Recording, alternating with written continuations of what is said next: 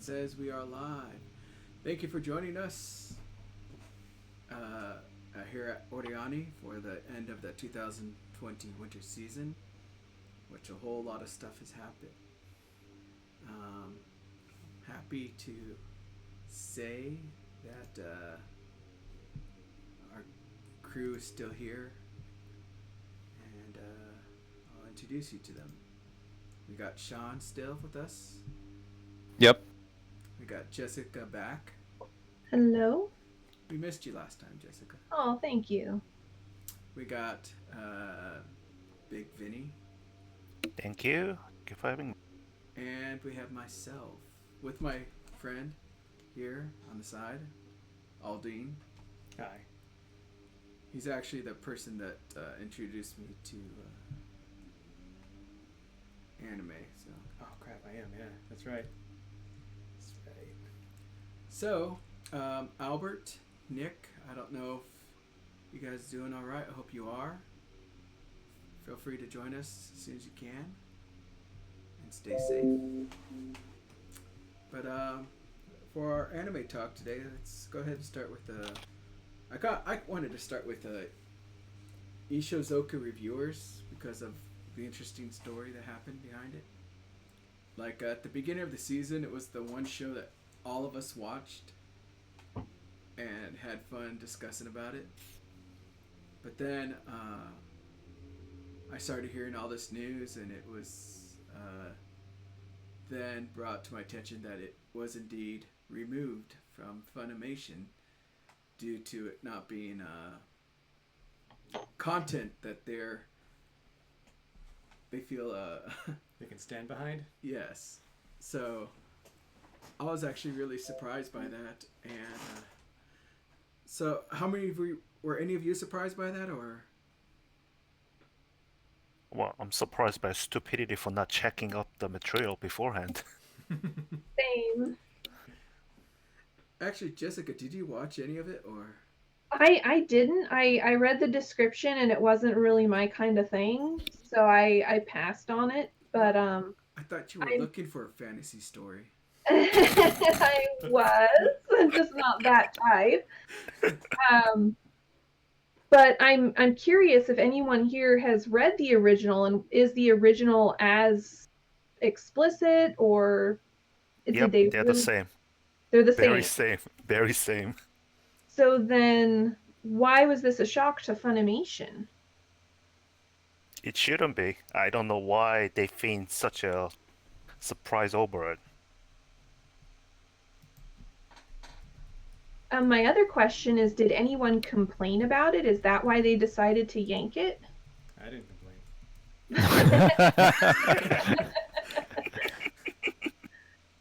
I don't know. I wonder who actually brought it up. Like, was it subtitling this and going like, "Oh my God, what am I watching?" But, I don't know. There had to have been some sort of complaint somewhere. You know, it's like they couldn't have been oblivious to what they were publishing. yeah. But Someone you know, had it's to. like Yeah.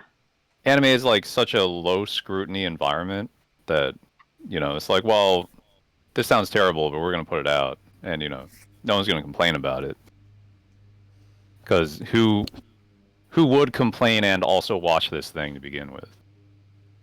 Who would have their expectations betrayed? Right, But and I that's don't know. I guess it happened, and maybe something happened on Twitter. I have no idea. Maybe someone was having family time and said, "Hey, let's watch this all together." Oh. Gather around, children. Yeah, that was a sure way Watch. to do that. Then Oh. they had to complain to Funimation. Look what you made me watch. Look what my kids had to watch and all that stuff. How dare you do this bookmark? I don't understand who would complain about it. Who would watch this? Oh. So that, yeah, so. And actually, because I didn't watch it week by week, once it was removed, I decided, hey, I'm going to see what actually made them stop. So I watched the next few episodes by finding them somewhere online. And I got trolled by the fourth episode beginning. Because the fourth episode talked about Ishizoku reviewers is gone. It's going to be disappearing. And then it goes, oh, no, we are. And then it continues with the opening. So I thought that was kind of funny how they did that. Right when it was removed from Funimation. Around the episode 4. So, Well, as far as the content goes, how does it stack up against some other really ecchi stuff like the Seven Mortal Sins a couple seasons ago was pretty salacious, and Funimation still aired that, I think, and Crunchyroll did too. So why this one? So here's the thing, like the first few episodes, like I think the first 2 were pretty mild, where as they were doing the reviews, it was more or less them talking about the experience, and it shows the species girl in very erotic poses according to the information they're giving out. But then in the next few episodes, it actually kind of shows both of them, you know, the reviewer and the girl in the same scene, still insinuating sex, but now you have them together, which made it more sexual, I think. Instead of Yeah, I think there were actual sex scenes from what I recall, rather than like post descriptions of. Mosaic was working overtime for that one. So I think Go ahead. Yeah, they didn't really mosaic. They just had little pictures of her Oh, okay. different things. So, but I think you would have had to mosaic some stuff, and I was like, okay. But yeah, I mean, I think the topic subject itself really hit the sore spots, and that's what got themselves removed more so than the graphic nature of it. This basically is all about brothel, and that that leads to prostitution, and I could see why that would not sit well with a lot of fronts. Japan might just chime on, they might just circle around in their own little circle, but since this is being streamed elsewhere, I could see why other places will have a problem with that, even if it's a supposedly set in fantasy in nature, that none of this is real, and so and so. You can just recite that over and over, but the subject itself will inevitably lead to, okay, isn't this sort of like glorifying that or exploiting that industry, and what kind of images are they trying to sell? Because I do recall some tweeters having a little bit of field day even in Japan about how this got yanked in America. One of the channel had it also removed as well, and this kind of become a bit of a hoopla subject. see, what surprised me as well was like, even though this was pretty sexual, there was another show that was somewhat sexual that actually made me kind of awkward. That I was like, oh my god, I'm watching this. I feel so dirty watching this. And that was like Kusuno Honkai or Scum's Wish. Oh, yeah. Yeah. But then again, everything I saw there wasn't really them having sex. It was just them being really touchy-feely. I don't know if they do have sex because I didn't finish watching it, because it made me feel just really awkward. While this one actually they're having sex, and they're just discussing everything about it. Was it the feeling that, if you're watching it and somebody comes in, they're like, Scum's Wish, it's like, oh man, they might think I'm a pervert, but the other one are like, oh, they know. They know.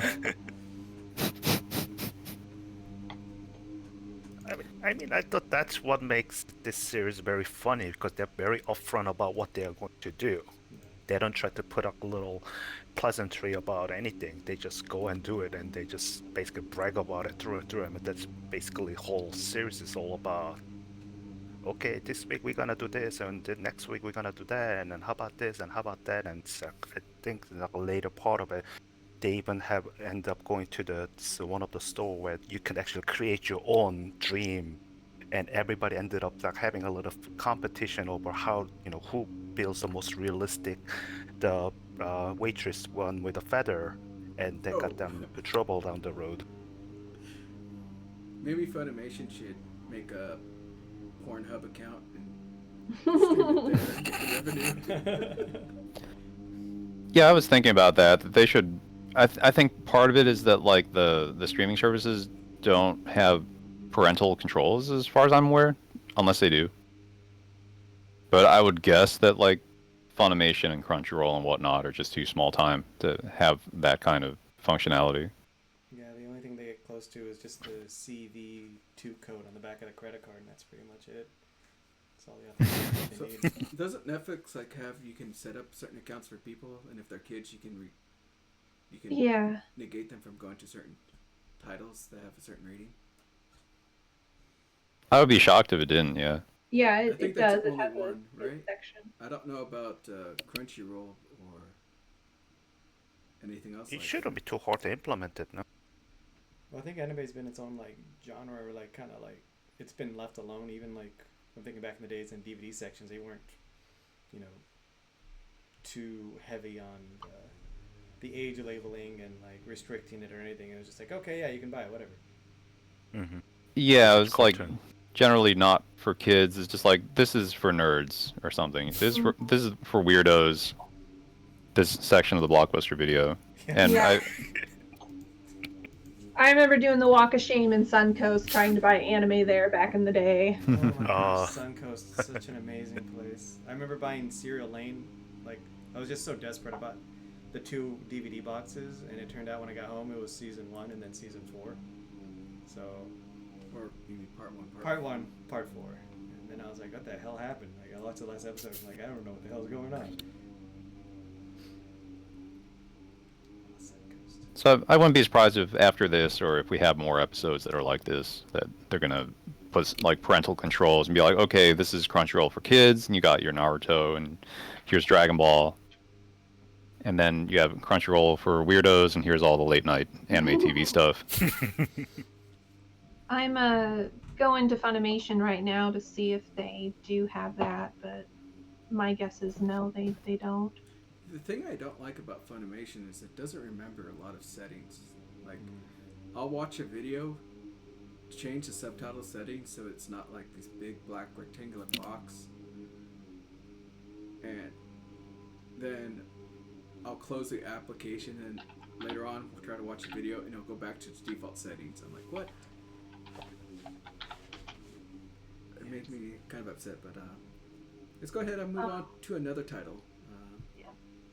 I guess this was the favorite, I guess I would say, from the last hangout, which is the Eizoken Niwa Tewo Dusuna. Did I say that right? Yeah, sounds about right. Oh, the hyperlink's destroyed. What was the Crunchyroll title? Don't something Echizen or Keep your hands off Eikozen. Eikozen? Yeah. And that means like movie club, right? Yeah. So was it still great all the way to the end, or because I never picked it up? I never finished it because I have no real good excuse other than Animal Crossing, really. So That's a good excuse. I mean, it kind of tailed up somewhat or plateaued down the road, but overall, I thought it was a pretty enjoyable viewing. Because it feels like a part, what's the title? Shirobako, but not at more of a amateur experience of making animation.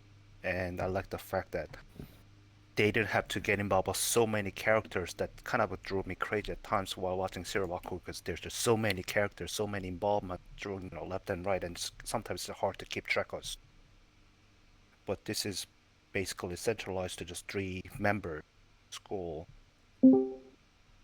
so it was easy enough to keep track of it, and they did throw bits and pieces of a background story as to what motivates each member. So overall, I thought it was a pretty good watch, and well, the music was catchy. So there's. I really liked what I saw of it, so I'll definitely be finishing it at some point. I only saw like 1.5 episodes, and I don't know. I guess I'll just repeat what I said last time, which is I liked the idea of it, but it is a little too much like Shirobako for kids. It is an NHK show, so it doesn't like get into the weeds of like this is how this industry actually works, you know, which is like the meat and potatoes that I actually want. But it's more like sparking the imagination of children. It's like you can be creative too, and you know, here's how you conceptualize this fantasy world and like turn it into animation and stuff. So it's it's kid centric in that way. Yeah. You know, Another series I respect it, but I don't really want to watch it. I think another series that reminds me of while watching this was Stellar's Magic from a couple seasons ago. That was about the was it high school or was it middle school trying to create their own video game. It has that kind of feels to it. Definitely a bunch of amateurs are trying to kind of cobble together, bouncing around ideas.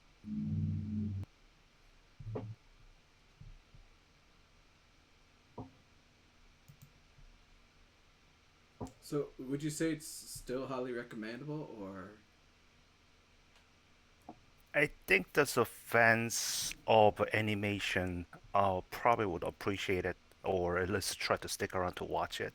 But ones who's expecting more actions and whatnot, probably not. So because it is kind of a little off Main Street, so it's gonna be either you watch it the first couple episodes and you like it and gonna watch it through, or you're gonna watch first episode and watch something else. There's really no in between. The style was really nice. You know, this is a science saru show, and like I did like the character designs. I did like that they were trying to make this kind of like amalgamated, kind of like Miyazaki fantasy world almost. Like kind of reminded me of Nausicaa a little bit, Mm-hmm. with like the fantasy mecha airplane things and whatnot.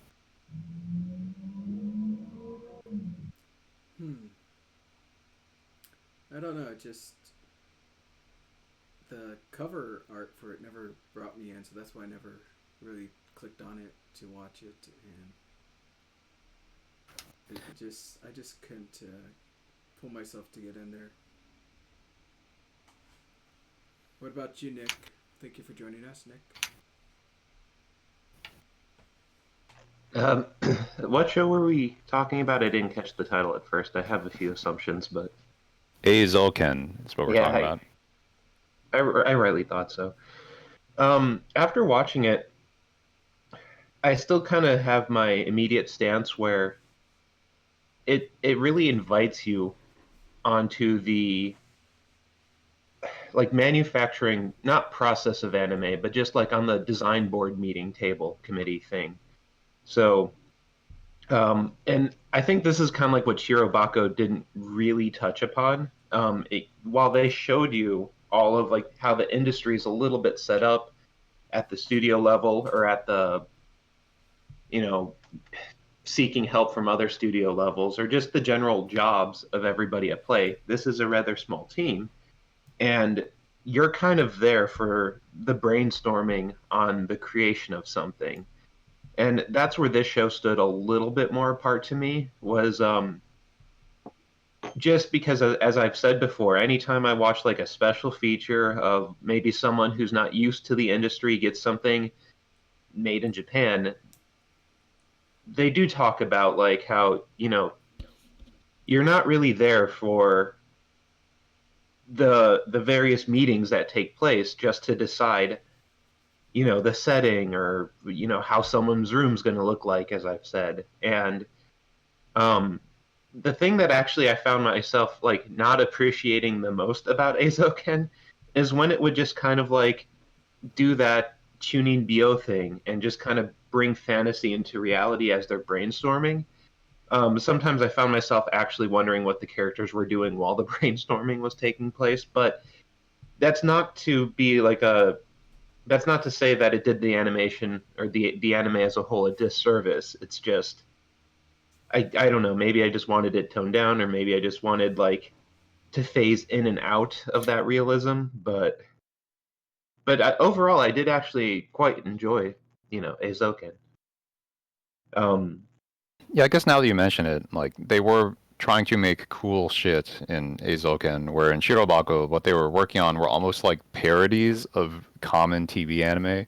yeah, That's just kind of like an instructional example. It's like no one in the Shirobako world is really exceptional at what they did, except for that guy who drew a nice horse scene, and and I get the reference. Like that is actually like one of the best animators in Japan that they're referring to. But anyway, like what they're working on was just like here's this like stupid idol thing that's like, and then but yeah, like Shirobako was very nuts and bolts oriented in that way. It was not about like sparking the imagination and yeah, making cool things. I really actually did kind of like how they showed like the backstory of the characters and how that kind of worked for them. I mean maybe not backstories, but like when it came to like in Eizouken, the pop idol animator who like had actors as family, but like she was only ever like interested in how kind of physics worked and how she could apply her inherent like visualization, like her mental model on how physics is working and implement that into her animator style. I thought that stuff like that was just kind of a nice touch, and that's just not what Shirobako is about. So I'd almost say it's like worth a recommended watch if you are just kind of any level of anime fan, just because you kind of get a little insight as to like the discussions that take place to make a show the way it is. And I really liked how like grounded Eizouken was in that sense, because one thing that it depicted a lot was how like the quality that certain people wanted to bring to the table was not within their timeline. And I like how they had the one producer character who just kind of like had to, slap some realism sense into them, saying, look, this is due by this time. Here's your rate of work. Will you get this done? Will we have something to present? And that was rather interesting because it did kind of present like, okay, this like school club does have a timeline, but I would also kind of wonder what they would do like without a timeline at some point. Like if they could just make a masterpiece at one point without needing a window, what would that be like? So like if I doubt it would ever have like a second season, but if it did, I just kind of want to see them go crazy on something that they release it on their terms and they don't really have like a window to follow otherwise. Imagine a world without deadlines. I would never get anything done, actually. Just once. It's like we all hate deadlines, but I don't know. I find that it like sharpens the mind sometimes to be like I have to have some product like at this date, and it's like okay, I have to actually make choices about like I can't I can't do this done. I have to chop it off, and I have to focus on this stuff. I don't know. But I digress. Job done. No, I mean I totally understand. Like I just said, like of the 2 or 3 works that were presented in Eizouken, and that's just something I kind of wanted to see happen, where they get to do something that was just something that like it's not that somebody was trying to contract out their work or anything, because I mean that's not exactly what was at play. They kind of worked on something on their own at first, and that impressed a bunch of people, and then they were like, hey, school club, come work with us to help promote our school club or promote this other thing. And while that was a very fine angle to go with, I just kind of wondered, like, where do they go from here? Like, are they just going to start up their, like, is this just the start of their animation studio? Like, once they're graduated from high school, college, like, but like, I don't need an anime season for that. I just kind of, generally just lightly wonder.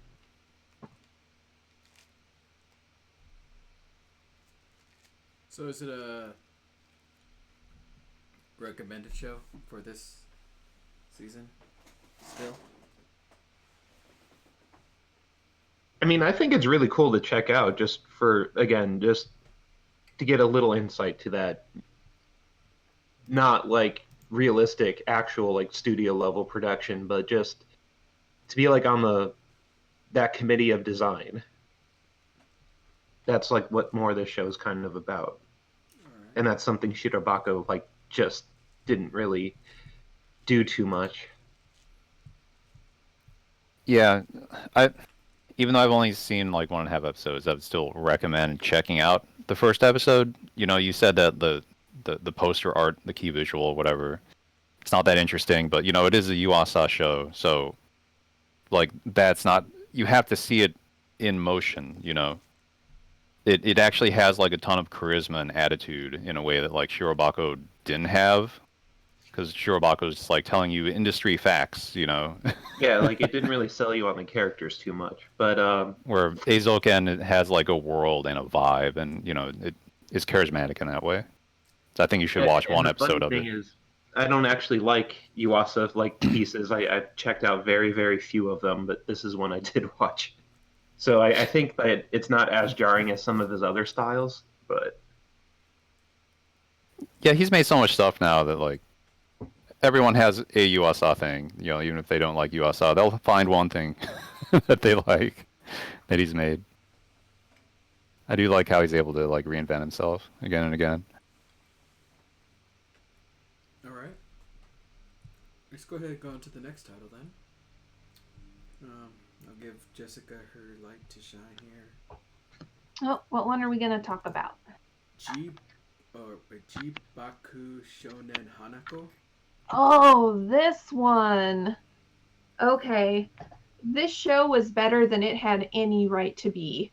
I was really taken aback by it, is that I came for the gender swapped ghosts, and I stayed for all the many layered character studies and the creepy cute darkness. Do you guys probably know what it's about, so I don't need to give a summary, or? I saw the first episode. Okay. It looked really good. Like the art design is awesome. It is. And Megumi Ogata is the voice actress that plays Hanako. She knocks the role out of the park. Is that when I was watching the first episode or two, I kept waiting for the other shoe to drop because there was this current of kind of darkness and wrongness underneath all of the cute little high school hijinks with the ghosts and stuff. And I thought, all right, so is this going to be just a yokai of the week fun thing, or are we going to see how nasty these creatures are? And the answer is yes. So you're going to have cute yokai and you're going to have absolutely terrifying yokai in the show, and how the main characters navigate these different yokai and the problems they present are why you should stick around. But there's an emotional core to this work as well that's going to get you in the feels if you invest the time in it. So I would definitely recommend it. Okay, I'm surprised to hear that. I saw the first episode and it kind of struck me as like a fluffy comedy thingy that has like this that has this like one thing that it's going to do like in an episodic fashion. It kind of seems that way at first, but then it really knuckles down. And when it ended, normally when an anime ends, I feel, some relief, like, oh, that ended well, or oh my gosh, that was horrible, I don't have to watch this anymore.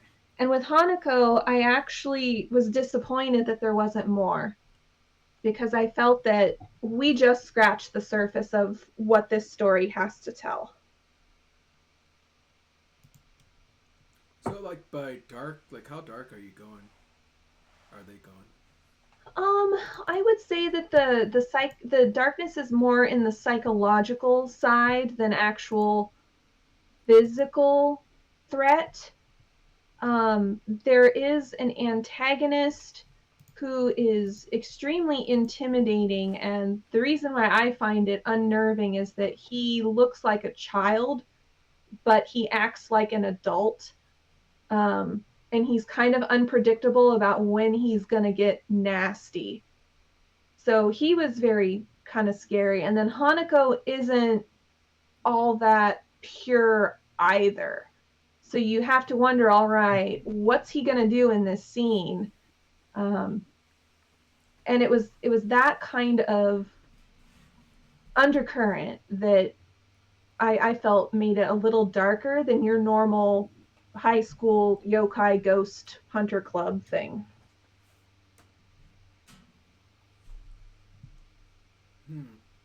Like, And there's also the fact that you could get lost in a yokai's barrier and be there for an eternity, which is it's kind of dark and creepy. so like, what would you compare it to? Kind of like, Um, is it like the only thing I think of that was dark that had yokai and stuff that was weirdly strange was well, I think it was like Inu XX or something like that. I don't know that I saw that. Where they're all in like this hotel for yokai, and yeah, I don't know. Yeah, I'm not sure what that is either. I don't know. No. When I think of like dark yokai stuff, I start thinking of like Vampire Princess Mew or something like that. Where, like every story is tragic. Not quite every story, but a fair amount of them are, yes. And it's not dark the way, like say Inuyashiki was grim, dark McEdgelord. Oh boy. Dark. It's not like that at all. And I think a lot of the charm also has to do with the visuals, because it's, even though the characters have cell phones and smartphones and whatnot, it feels very timeless. The way the art is sepia toned, it almost looks like there's a film grain and there's watercolors, so it's very well put together. Is that they really captured the essence of the story in both the art and the character work. I got like this kind of like early Showa kind of pre-war vibe from the aesthetic. Yeah, I kind of did too, or maybe a dash of Taisho in there, especially with Hanako's design. And a lot of the eye catches remind me of Hanafuda cards. So again, sort of Taisho-y.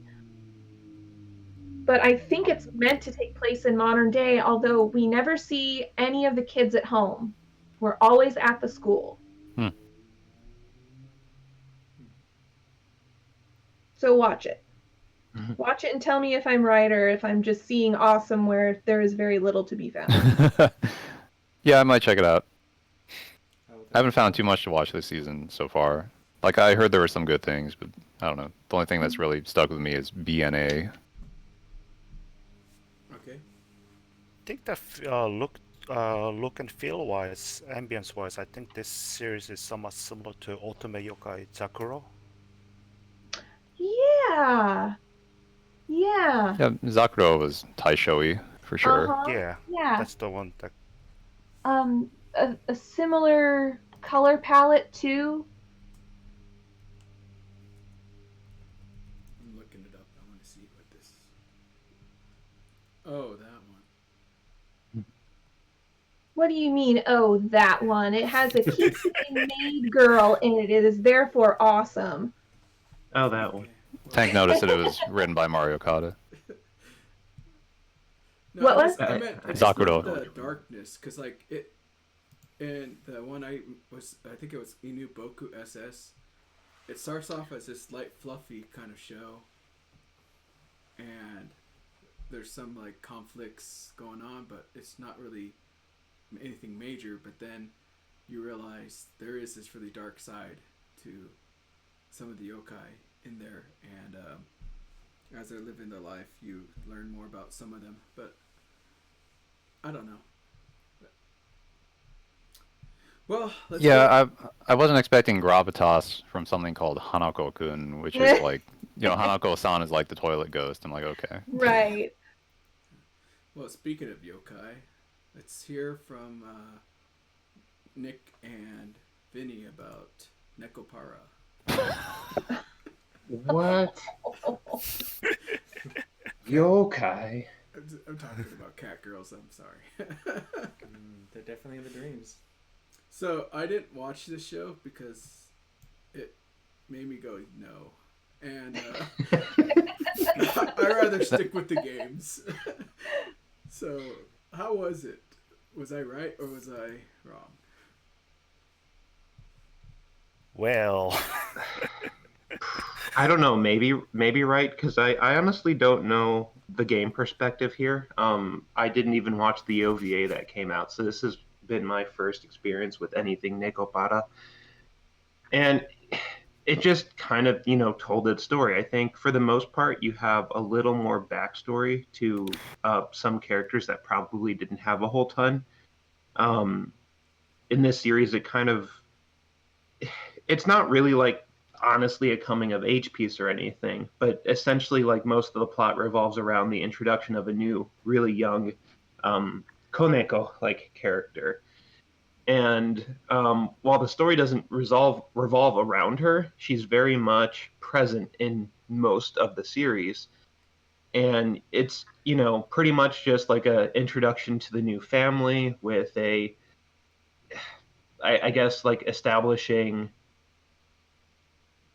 just like almost like as an adoptive parent would, just like a parenting style over a character. And while there's a lot of more, probably Nekopata antics throughout the whole thing, I don't really know what the show is known for, like as far as what the visual novel introduces to really establish if it's more core to that or not. Um, I will kind of say, and this is a little more satirical on my part, that I don't know where they get the artwork for the kitten face because, like, the symbol of cat is very much our symbol of cat over here. And as I said before, the cat girl exists only as the cat in this show. So, like, why did they have this like very our side of the world cat face representation, like when they're just pretty much cat girls, and where like it had a giant gap of like, so are there other animal girls or is it just cat girls? So like I know the series is all about cats and I'm not trying to make it about anything else, but it's just questions that I have watching a show like with the universe that it made. So You saying Yeah, this is that's the like- next Kemono Friends? no, I just wanted it to be. Like, why stop at cat girls? Let's keep going. I But can get yeah, behind that. I mean, I guess it's just kind of interesting to see like how cats have this almost young teenage like capped out level say mentality where they can do many advanced tasks. They're very much so like people, but they're still regarded as say pets. Like they have to do the special training to show that they understand many human concepts in order to go out into society alone. And I would almost compare that to like what we have here, whereas like if you see a stray cat, you just kind of acknowledge it as a stray, but it's not like we have this system where a cat has to prove like levels of obedience just to go outside on its own. So like I can see that there was some structure in this world that they didn't try to convey to the viewer. It's like, how did things come this way? Like I have these like world level questions that I would like answered that I know the show's never going to You do. shouldn't ask them. Yes, I realize. When you just- start articulating the ethics of pet people, things get very dubious do. very It's quickly. just, but that's the that's kind of when I view a show, I kind of wonder like how they created the world that they did, even as a fiction. Like I don't want like serious questions answered here. It's just I'm wondering. like I can't help but be analytical of this stuff. It's just who I am. So I can't remember if they really do go too deep into it in the actual game, because I know the first game is about chocolate and vanilla getting their bells, and the sister explains it to the brother, or yourself as a protagonist, all about it and why they need the bells and what they're good for. But as far as world building, no, I don't think they did too much in the games, because it mostly just focused on the character girls and you trying like to get to that special scene in the game. Is that where they take him to the vet to get spayed? But yeah, there was this one character who was like all about anything innuendistic, and it was just kind of like odd. Oh or she's awesome. Cinnamon, I think it was. Yep. But so like the thing that worried me about it was that Nico Paro, when I was playing the games, it was fun to see the cat girl antics and all the stupid stuff they do in a cute way. And but when I saw them introduce that new character, I kind of was like, I don't know if I'm ready for a new character. I mean, we already got the 6 characters already there, plus the little sister and her weirdness. So Mm-hmm. adding this new one, I don't know how it would have gone, and that's kind of why I didn't really decide to watch it, and just thought maybe I'll pick it up later if someone else said it was good. Plus, the animation wasn't really all that great, so. Yeah, Because like you're sometimes you're used the to a new character. certain. Oh, go ahead. I'm sorry, you're used to a certain quality when you're playing these games, Okay, and I can see also that. even the OVA was pretty high quality, especially since it went through that Kickstarter and everything too to get the funding to get it. But yeah, so that's why I kind of felt down on this.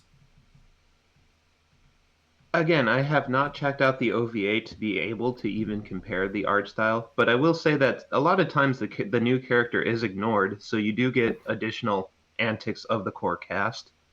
Um, Whether that's a worthwhile reason to continue into the show or not, I honestly could not say. But like, it's not all about the new character. She's like there half the time or so. I see. Um, what about you, Vinny? You saw this, right? Yeah. What was your take on it? I saw the first 2 episodes, then I went ahead and watched the original OBA. I see that the OBA definitely is better looking, but I actually like the TV series better. Uh, at the and but then again, this is one of those you kind of watch it if you like the cat girls and you have a time to kill, not really devote your time, really think too much about it. Because the more and more you watch, the more you think about it, you could see flaws in logic. It's okay, cat girls and the right to be navigating, without the owner, and so what separates the between the human and the cat girl beyond just his ears and the tail. It's and more it's better not to think about it, just to watch it and enjoy it. Pretty much. uh, do I recommend people to watch it? I guess it depends. I mean, if you like those cutesy girls doing cutesy things, then you could probably watch it. But as for somebody who never really watched anime, definitely not, because it's gonna reinforce this idea of anime is for the weirdos. So Okay, I actually have a question for Vinny then about this. Even if you would recommend them, say, maybe like to check it out, and even if they don't want to watch it, would you at least recommend them to, if you're a fan of Nekopata, to check out the ED specifically? Because the ED, while it doesn't have a catchy tune, it's mhm. kind of like a grow up slice of life thing about when each cat was introduced when she was young, and just a certain like almost like because it's very photo booky. The ED starts with the character with the sister looking through a Mhm. photo book, and she's kind of going over these memories of again when the cats were introduced and as they grew over time. So Right, like right. even if you couldn't get into the TV show, should you just watch the ED once just to get that? Oh, yes, yes. I mean, if you're a fan of it, then yeah, it wouldn't hurt to watch it because it does give a nice synopsis as to their development and time progression. Because it starts with Ajuki, then what's the big one that gets introduced, and the two other comes along. Then you have a Chocolate and Vanilla as the last one to be picked up until the Cocoa comes along. So yeah, those are little neat pieces. And for those who never really watched the OVAs before, that kind of helps you catch up as to okay, who's older and who's younger. That does definitely come into play in the later episode. Yeah, but they kind of and they always tends to visit go down the memory lane about when you're little you used to do this and now you're trying to kill all the big grown-ups and la la la la la. And I was like, huh? Okay, what? But then say after you watch ED, that kind of, oh, okay, so those are the oldest one, those are the middle ones, those are the youngest one, and so on and so forth. So yeah, I would recommend that. Or at least like checking out the YouTube as someone's doing. Maybe not Yeah, like I a mean, whole episode. no, just fast forward to the ending, I guess. No, I know. I'm just saying. Apparently, it's on YouTube. And the character and those there was an illustration. Those are neat. I always like those. You know, you could just play the games. They're on the Switch, so if you own a Switch, you can play them as well. And learn all I haven't about even started the Animal Crossing as is. It's still sitting in the shrink wrap, looking all sad. Once So I you don't think so. start it, you won't be able to stop. Not that I would know anything about that. That's exactly what I'm afraid of. So, how about for the next title we talk about? And this is actually, to me, a better show with cute girls doing cute things, which is Koi Suru Asteroid or Asteroid in Love, I think it was, in Crunchyroll. Did any of you finish watching that? I dropped. You did? I did. I think I watched through episode 6. Oh. Because this is the only other title I can think of that had cute girls doing cute things. Your imagination is limited. Besides Henya Camp, I think, but that was a short. You're still limited. What, for this season? Yep, your view is too narrow. What other show was there? I'll say later. No. Sure, yes. It was definitely Isekai Reviewer. Go watch cute girls doing cute things there. Oh my. That's just stretching the definition of a cute. Doing cute things. Well then, let's talk about a different show then. Let's talk about a show I'm kind of curious about. No, I mean, bring it up, man. Go ahead. No, I'm going to change it. Oh, Jesus. To this Magical Girl show. The Magical Record. Because, like, I remember wanting to watch this, and then I started it, and then I was like, yeah, I don't want to anymore. Honestly, I watched all of it. How many episodes did it take you to get to that point? Like 4, I think 5 maybe. Yeah, I was around there too. One. I wanted to just ask. I could check the sheet. Did anyone else also finish it, or is it just me here? I think it's just you. Just Sweet. you. So I'll take it away. I won't feel bad then. You had me download the ending, and I Yes. skimmed it. Yes, that was fine. That's all I wanted you to So do. if you I really didn't say stretch watch the whole definition thing. and finish it, then yeah. He checked out episode 12 and 12 alone. Ask me anything about. Halfway through 12. But so I did play a little bit of the app game. I did fall off the app game at some point because I think the events were just a little too fast paced. Like it always felt like I hate when games present in a way that like they keep pushing you to play an event, but you still want to get through the story and you have no clue what you want to do. So while I was continuously playing the events, I wasn't getting through the story, and hence here we are, where I was only halfway through the app game story before I gave up, and then I watched the anime. So one thing I will note is that they are a little different. There are characters who are introduced at pretty much the same time, and then other characters who are completely left out. Just in the timeline I'm aware of, around one of like the first or second or third, or not the first, the second or third rumor in the TV series, or in the app game, Homura and Madoka were introduced, but in the anime they never were. I know Sayaka was introduced last, and I never played the app game long enough to see how she was introduced, but she did get introduced in episode 12. And I think if you're any level of a Madoka fan, I would just kind of recommend you do something that I had Sean do, and just kind of check out like half of the last episode, basically because in episode 11, the cast of Magia Garden are introduced to like the secrets of the magical girl, like how your soul gem is your soul, and how what happens if your soul gem becomes too corrupt. So those two secrets are revealed to the cast of characters, and episode 12 then like kind of picks up from there and just kind of does this finale piece where um oh, so a character somehow made this new system to fight against Cube's witch system, and that was the rumor slash doppel system.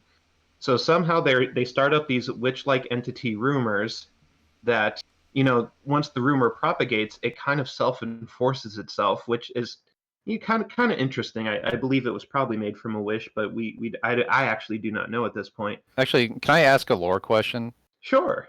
I'm going to try to answer. I'm going to interpret everyone else not finishing the show as they don't care about spoilers.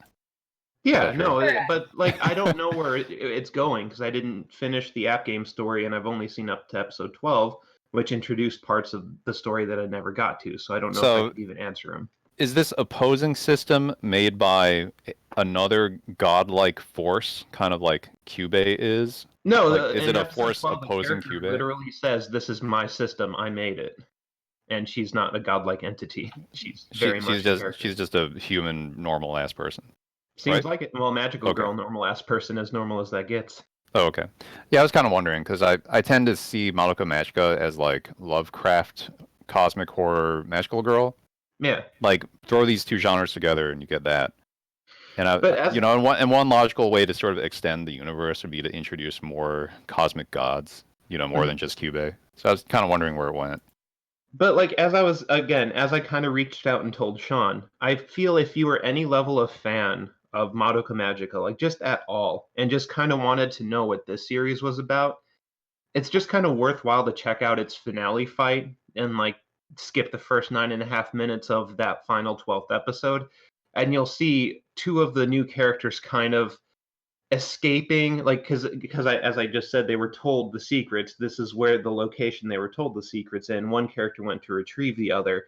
And as they're running out, we are introduced with an old school character who has joined this salvation side of magical girls. I'll call it that because I don't exactly know how to parse it otherwise.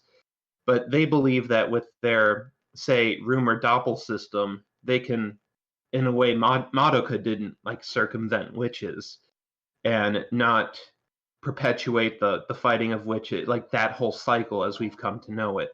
So I don't know how effectively they're going to do it. And towards the end, there's a lot of characters who are revealed to taking this side that I don't know if that's how things happened in the app game story or not because I didn't play it long enough. But it looks like a lot of characters join up the Magia side. And I was just kind of like, whoa, I wonder if, like, did the app game do that? Because it didn't seem like the app game would go that route. But that's what the only reason I tried to point out that this TV series can be its own story because they're already doing things differently than the app game. But like just as like almost a movie level like OVA piece, I would recommend just to look at that finale action sequence just so you can kind of gather what's this doppel system about, like, and to kind of witness this. I would say if you're there like, for secret side of society kind of aspect to it. If you're there for the spectacle, you might want to wait for the Blu-ray. I've heard that the show like falls apart pretty hard, like in the animation department. And Nick had me skim through the final episode. I can confirm that offhand. It's just like you look at. I didn't say it looked good. I just wanted you to see it. Yeah, I mean, but I'm just saying, like, just to confirm the rumor that you look at, each shot, you're like, okay, that's finished, and then the next one, that looks pretty rough. It's just like this mix of finished and unfinished action cuts, like, sort of jammed together. So yeah. don't know. To me, it more felt like they were just going between like a 2D and then 3D utilization kind of aspect. So I would think that for you, like the 2D kind of felt finished, whereas the 3D intro No, I side mean the didn't. 3D is what it is, and Yeah. I don't know. It looks garish in that way that you kind of expect from Madoka, which is fine, whatever. So Nick, I do have one question for you. Hmm. So from this show and what you're describing, is it kind of like buying a movie theater ticket and coming like right before the credits roll to see the last 5 minutes of it? Is what I should do, or should I try to plow through this whole thing? I mean, I wouldn't recommend plowing through the whole thing unless you were really interested. But I Okay. mean, I don't really think you should buy a movie theater style ticket. I would only recommend it if like you were able to view it on whatever service you already had. Would I recommend you go out of your way to buy something additional to view it? No. Okay. You should just rewatch original Madoka and be happy with that. It's better than this thing. Just watch the third movie. Just watch it over with Spanish dubbing. That's the true ending. If you really want to see Cube get his comings. Well, Albert. Yeah, it's kind of funny thinking about, like original Madoka Magica or Magika is whatever. Tongue However you want to twister. pronounce it the correct way, which is Magika, or the way I want to pronounce it was just Magica. Uh, it like took a genre that was kind of dying, which was the magical girl thing, and then like it it made it fresh again by making it into this subversive horror, cosmic horror thing, It was so good. and it had a lot of impact when it came out and it was fun. But now that it's sort of become its own genre, the sort of Madoka clone, the horror thing, late night horror, magical girl, dark magical girl anime thing, that now Magia Record kind of feels like another item of the genre. Like it doesn't really have the impact of original Madoka. Sort of I mean, I would category. agree it didn't have the same impact because like it was kind of based off that experience that could be put into your hand and you buy into like the summoning system and get the characters and play too gosh darn many events while worrying about the story. But like I don't think it's like just because it had that origin story, I don't think it could have surpassed Madoka. Like just looking at its roots kind of a perspective. I think it at least did the right thing. Like I don't really like Rebellion that much because it tries to extend a story that was never meant to be extended. Where I feel like original Madoka, the TV show, was actually a pretty complete, like, Lovecraftian horror tale. And, it ends in kind of the bad, nebulous way that it should end. I don't Here's know. I weird. stand a little bit counter because while I do think the story was mostly complete, it had somewhat of a cliffhanger ending where it's like, oh, we did all of that and now this new thing came up. Yeah, And then that's where they end and it's like, okay, so not only did you complete your story, but you went, oh, but there's this new aspect and it ends in a draw, though, right? It's like hard to say. Madoka ascends to godhood and sort of partially solves the problem, but thus can never be with her friends again or something. Hmm. So No, I it's mean, I it's kind of understand where like you're coming from. I just meant like it almost introduced this new aspect to the story that I think if they wanted to have it actually be a stalemate, they could have tried to like sum it up a little bit better rather than just do this new thing show up end because it makes it seem like they do want to continue the story in my just opinion perspective. So, yeah. I mean, market forces will cause it to be continued, whether you want it to be or not. It will. But at least with Magia Record, like at least on paper, they kind of did the right thing, which is like, okay, we're gonna make a new cast of characters, we're gonna have a new mystery. But like, I saw that they started throwing in more of the old characters by the end. I don't know how involved they get into it.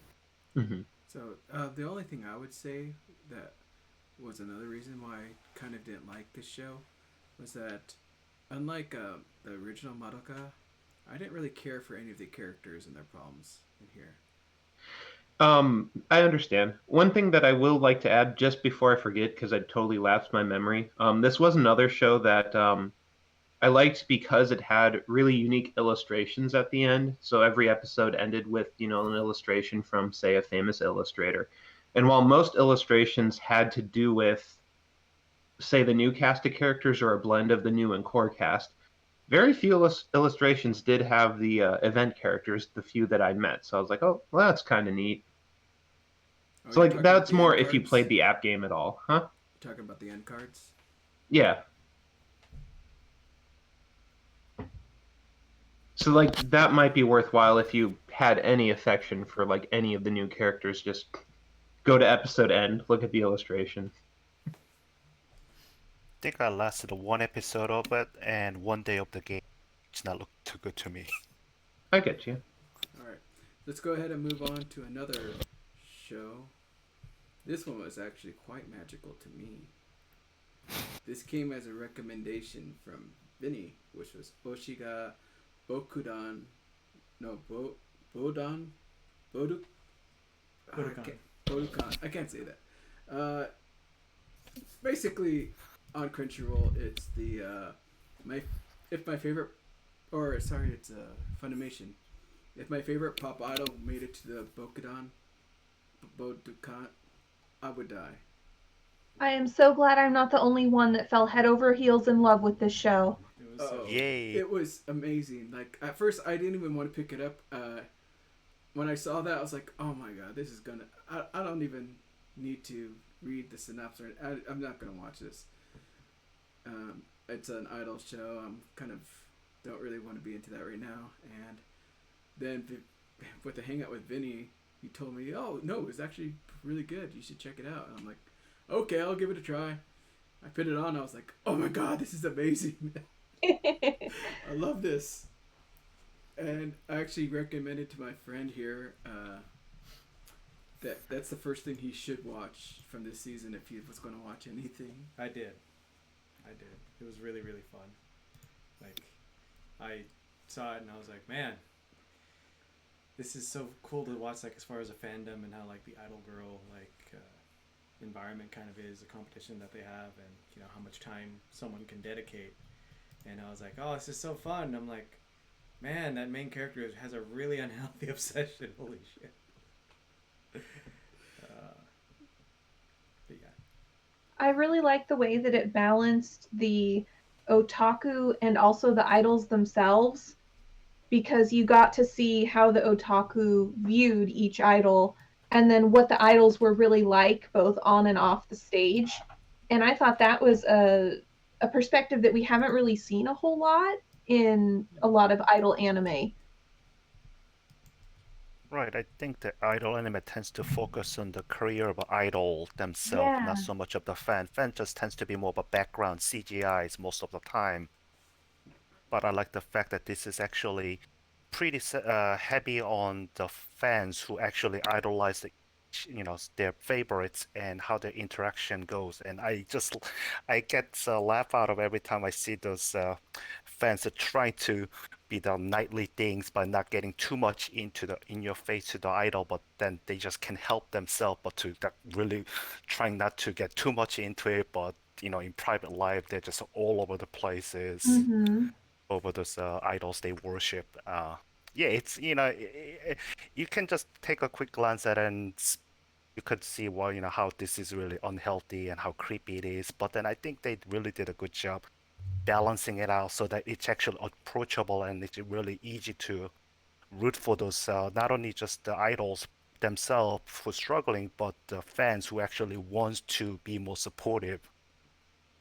Yes, and they also didn't shy away from showing Eri Pio's obsession as being unhealthy. Is that there are many Yeah. characters that called her out on it and basically, you need to calm your tits, lady, because this is a little bit weird. But The only complaint I really have about it is that the first couple of episodes relied heavily. The plot relied heavily on misunderstandings between Aripio and Mina. And I personally don't care for misunderstandings in slice of life stories, so that rubbed me a little bit the wrong way. What do you guys think? So, some of you may know that I love tragedy in anime, and this show, even though it had tragic, it was just so funny how tragic it was. It really was, yeah. Oh my god, like I'm all for this dark mood and everything, and things aren't going bad, but this just takes it a whole another way, and oh my god, I was laughing out loud at just Oh no. I admit some of the misunderstandings were kind of annoying, like that rom com protagonist that never gets the girl's clue about why they like each other, or if they like her was there somewhat, but also I like the fact that it wasn't just always about Eripyo. It was also her and her being with Kumasa that Yeah, made yeah. things work Such a out. badass character. Made it work so well. Like Eripyo is freaky, kind of weird, and if it was just only her, I think I would have kind of been put off a little more. But with him there, it it kind of Yeah. lightened it a little bit and made it a little more fun. I'd want to go. And I like how they're simultaneously supporting one another but also competing with one another too, because it's like I love Mina so much. Oh, I want more people to know how wonderful she is, but I want to be the only one that knows how wonderful she is, kind of thing going on. These two ideologies that cannot coexist, and yet they somehow do in the otaku brain. Yeah, and he fully supports her, even like doing stuff for her when she can't even get there. It's not like, haha, you lose this time. It's like, no, I understand your passion. I'm with you. Yeah. They were really truly good friends, and there was the one episode where she tears her vocal cords and has to stay home and misses Mina being in the front for the very first time, and he's trying to cover for her and be like, oh yeah, you didn't miss anything, because he knew how much it would upset her, and I really liked their friendship. Yeah, I would. Go ahead. I was gonna say that the only thing that I didn't like, but I think it was necessary, also was the Motoi character, because Was he the fox-faced character, or? yeah, that fox face guy. Like he always upset me, but I understood why he was needed in the show, because he was there so that we can get all the explanations about certain things that we didn't understand about that fandom, because since he was a new guy. But oh my god, some of the things he did just made me want to punch him. Well, because each of the three sort of represented a different way that that otaku view their idols. And so for Motoi, it was he fell in love, and for Kumasa, it was kind of like a support.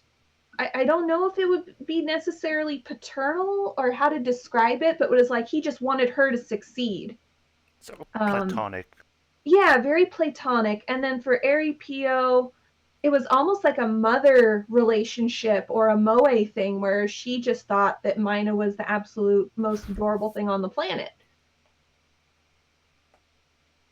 I will say I do appreciate the show. It, as you guys were saying, it shows a lot of a different depiction on like how certain idol things actually happen in Japan.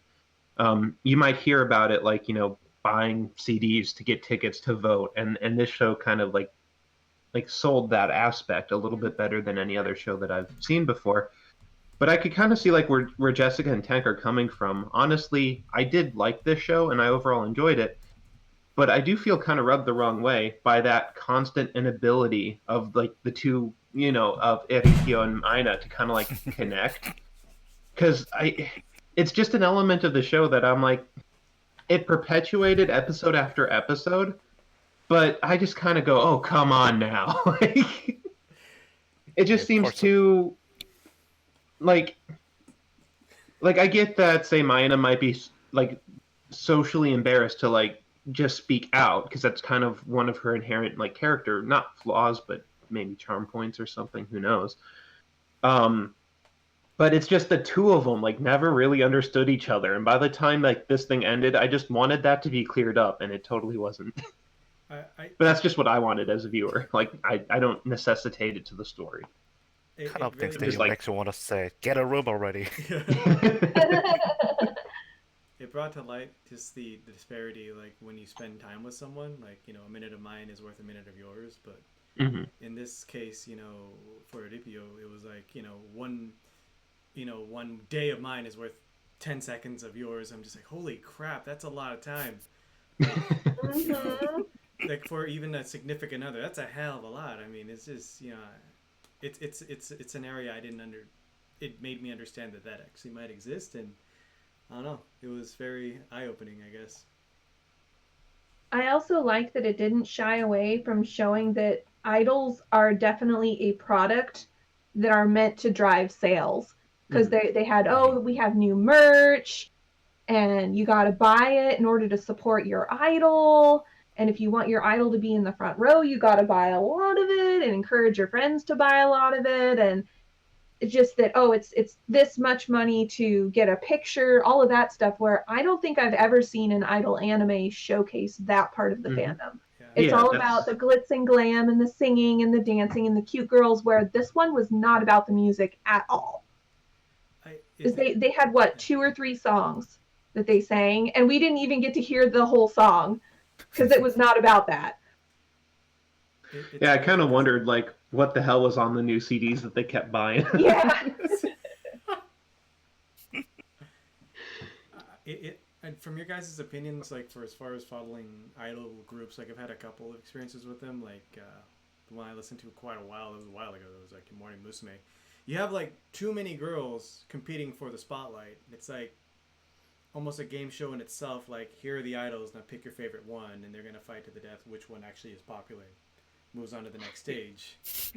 Yeah, like it was kind of weird how it almost like that's how this idol group worked. There was like what 7 of them, and your sales drive their popularity. But then like the subplot of this thing was going to that like idol showcase event, and you do see like a little bit of the character interaction between one of their main stage idols and someone from a group she used to be with. And you would really kind of see like the size of the other group slim down to as little as like 3 or so members. And from that perspective, it's like their whole group dynamics work a lot differently because obviously you wouldn't have like say a front row and back row with only 3 people, and they probably wouldn't be sustained the same way this group does, where I don't know if there is a character popularity contest with as little as 3 people. There might be, I don't know. But that's just kind of like one of those world building things that I was kind of getting into with Nick Opada, where we know how this group dynamic works, but that surely isn't the case for all groups, especially when you look at the perspective of that overall popularity contest. So, my question would be like, I know this went into some of the idols' life after the show and their background, and how did you feel about some of the things that they showed? Because like, to me, there's that whole kind of like Yuri-esque vibe with 2 of the members that honestly, even though I'm like yay for Yuri, I didn't care for it in this show. Oh, really? Because I liked that. I thought that was an interesting wrinkle to add. They didn't do a whole lot with that, though, or have it be a plot device. It was just sweet to see them out and about together. The only time it really thought, okay, they're going to ramp up the drama is when they had the New Year's episode and they met at the shrine and they were holding hands. And the one girl immediately said, "It's just so we can't get lost." Yeah. So, but they didn't really go anywhere with that. It was hard for me because I had a hatred toward Mina the entire time. I'm sorry, I really did, because like you have this person who's buying like 20 CDs, and it's like, I don't know if you guys like have a Patreon and someone's like spending $5,000 and you hear they're going through money troubles. I'd be like, I'd feel like crap. But mine is just like, oh wow, I wonder why she didn't buy the CDs. I'm like, screw you. You know what?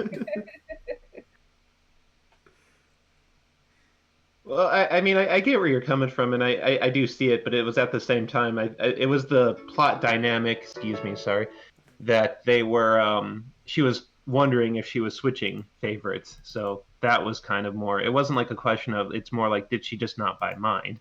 Is that the reason? Yeah. But I get it. Yeah, I don't know if I've ever been that passionate about anything. How about you guys? Not to buy multiple copies of the same thing, no. Anime. Well, I've done it for that. I have to say I've actually probably bought about 5 copies of Nekopara, the first one. But I'm not. Were you like that buying big of for a fan. friends? No, I just somehow get them. Wait. That's not true. Okay, this guy and I went to like this anime club way back in the day, and it was like, how old were you? Like 16? I was 15. Gosh darn. The dudes were like 40 and 50 years old. Everybody in the club except us. But we went there because they had anime on VHS, and we took that hit. I mean, it was really, really awkward and weird. They were like, "Come, let me tell you a story. Sit on my lap." I'm like, "You got anime? I'll do it." I think the only time I've bought something the same, like anime or manga multiple times, is when there's a new edition. That's how they get me. Is, oh well, you bought this a long time. Is it on acid-free paper? Does it have color artwork? Is it in hardcover? Just take my damn money. See, mine is the most technical of technicalities, but the only time that I've bought, say, a multiple anime Blu-ray is when one of them has a defect that doesn't allow it to be backed up, but it can be forgiven in the playing overhead. So like I couldn't back up a disc because it has an inherent flaw that doesn't stop it from technically being played. So I had to buy a second. Wow. Damn you, Discotech. I will say I've bought multiple art books, the same one, because I didn't know I already owned it. And when I got home, I was like, no! Because I couldn't check at a convention. I just saw it, I was like, I think this is something I would like. Then I bring it home, like, yep, I already have it. Final Fantasy VII, I have like 5 versions on like. I have way too many. And I know it's just because I'm a fan, but like that's the one I'm like, oh hey, cool, it's remastered. All right. Oh hey, Garrett didn't die. All right, I'll buy that one too. Same. I Friday. think I have 5 different versions of Final Fantasy VIII currently. I love that one the most. Unpopular opinion, but I love it. I love 8. It's my favorite. See, I thought I was always in the unpopular opinion there, but 8 charmed me more than 7. Yeah. Oh man, you guys are the best. I'm so sick of everyone losing their minds over 7 and ignoring 8. Just We gotta have some people out there that are wrong. yeah. 8 takes me back. Okay, let's go ahead and go to the next show, but highly recommendable, I would say. It's on Yes. Funimation, so if you haven't had the chance, I would say check it out. It was really funny. Even if you don't like idol anime, you would like this if you like comedy. Now, I was saving this title for when Albert came, so I'm happy he's here. Thank you, Albert, for joining us. Oh, I'm here. We got Bofuri. I don't want to get hurt, so I maxed out my defenses. Such a good show. Did you actually finish Yeah. this? I don't know. It's a good thing they changed the official title. English title is much better than the fan title, which was like crazy, stupid. So, yeah, I watched the entire thing, and this is your typical moe show, and you'd think it's isekai, but it's not. They're just in a VR MMO. Like, You think it's this one insufferable trendy thing, but it's actually the other. it's not, right? So it's not isekai because they're not trapped or transported. But yeah, so they're just playing a game, and they just make a whole bunch of like assumptions about this VR MMO that they kind of just drop in, and it doesn't really matter how the game plays. It's just about the antics of the girl Maple, real name Kaede, which means maple in Japanese, and how she goes around the game.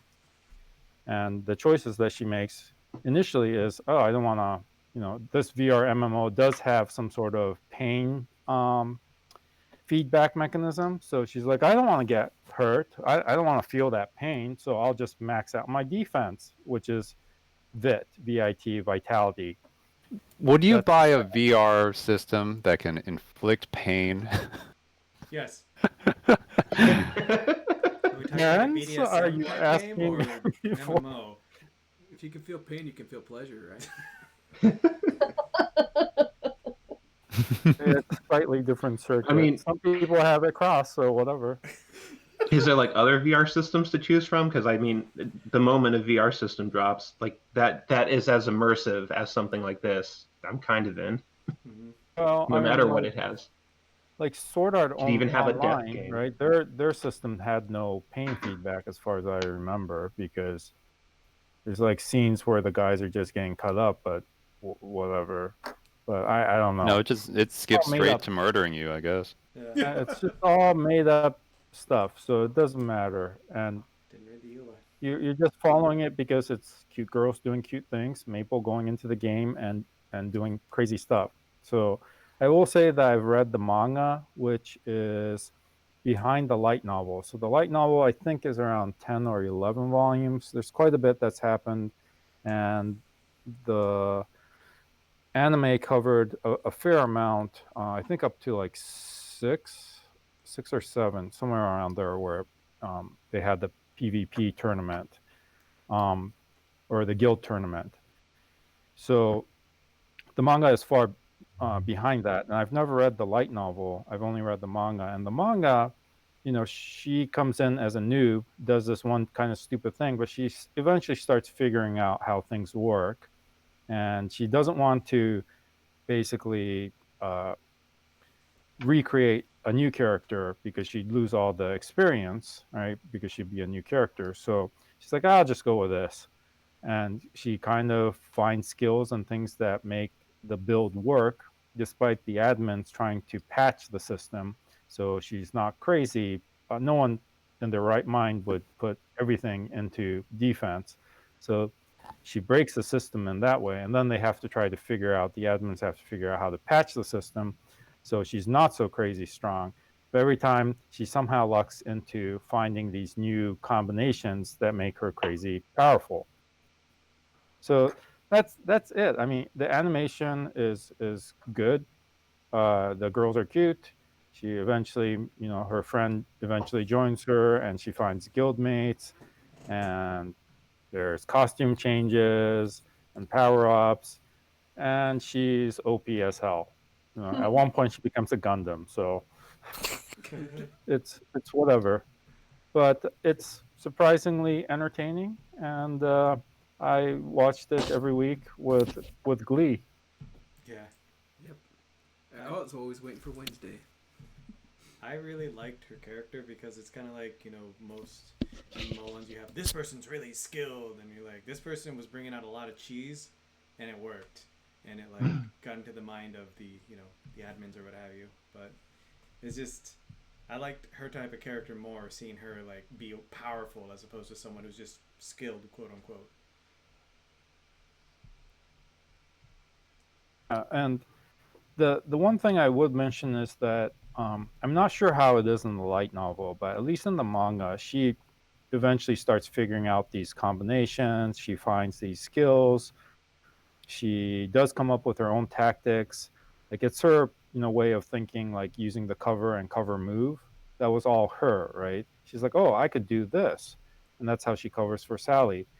It's the lack of strong defense, but all of that in the anime is made like, oh, she just lucked out, or it's just lucky, or she's not really thinking ahead. She's just a complete ditz, and she just happens to be able to win things. So people are kind of divided. I guess some people really enjoyed that because they think that she should just be pure luck.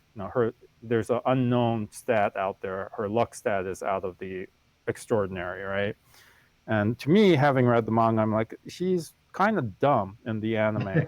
She's dumber than she is in the manga. So I don't really enjoy that aspect. But it's what it is. It's a moe show with game mechanics and pretty animation. And at one point, she becomes like, she's in a kaiju movie. She turns into a kaiju. So We're like, okay, I get where this is going. They're not taking it seriously at all, and that's what it is. I gotta say, overall, I did definitely enjoy this one. If I was falling behind in a particular week, I would go out of my way to watch it sooner than others. One of the things that I'm not even sure like how it was for, say, people in Japan is I typically found that near the end of the episode, whenever they would do that like forum post chat wall thing, I like literally had to slowly crawl through that thing to read it all. And I don't know if that's just because. Oh, it's crazy fast. It's Okay. you would have to pause it to figure out what the hell is going on, or actually, it's completely from the light novel and manga pages. So Okay. if you had the source material, you know what they're talking about. But I had to pause or look up screenshots because Yeah, no. that gave me Monogatari flashbacks. Yeah, I don't want to read that quick. It's just like, oh wow, that might no, it's not important thing. Well, I kind of liked how you had this like community perspective of Maple because like that kind of influenced the viewer a little bit because like kind of like what Albert was saying, you kind of weren't sure at first where like this like happy-go-lucky story was kind of going, where Maple is just incidentally finding these really powerful, unique skills, and like once the community kind of banded around her just being like, and like even the show itself kind of acknowledged, they're like, yo, like Maple just kind of ended up being our mascot, so let's like not nerf her as bad and just let her be the mascot of the whole thing. And it kind of worked, like because it's not trying to be this serious combat show, it just kind of works in what it's going for.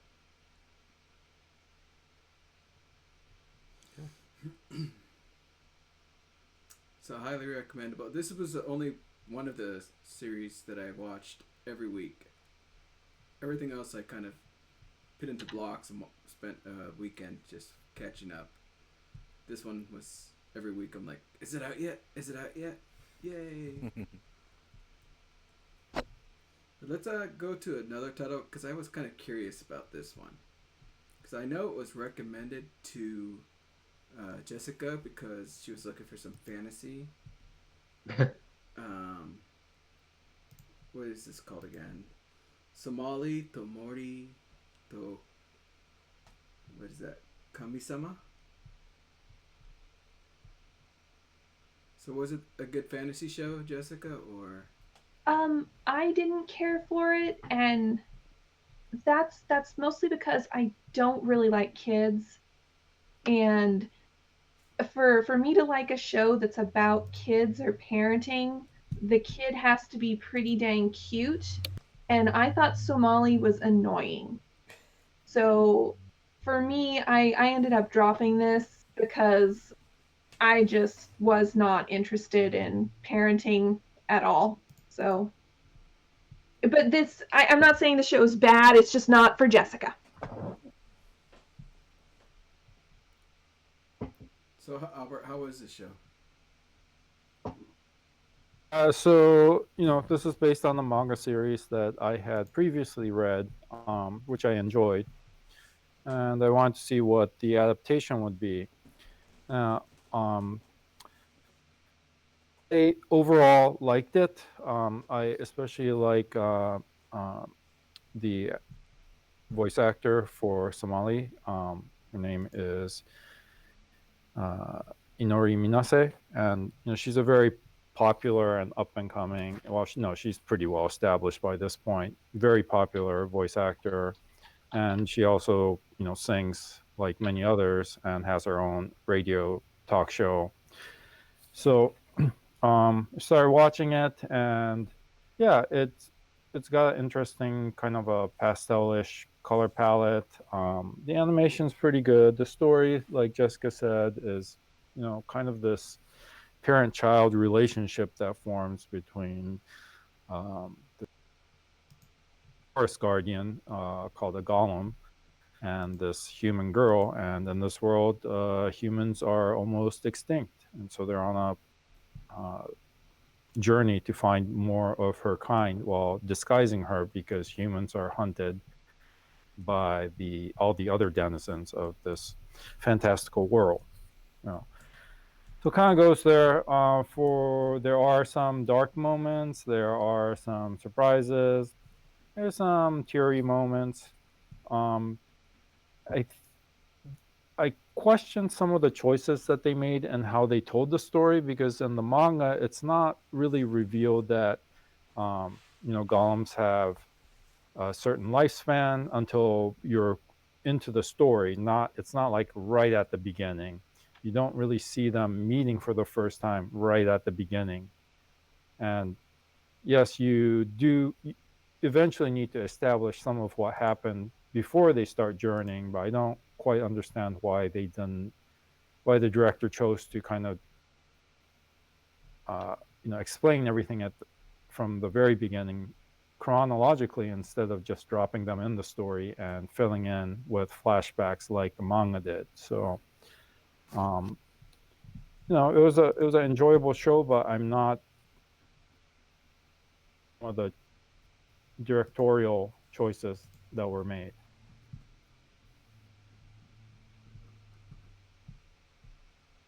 Anyone else watch it? I think it looks like Vinny watched some of it. Yeah, I watched about the first 2 episodes, and it kind of got tossed into the back burner, unfortunately. I hear him. Yeah, see much a little less, but He's down.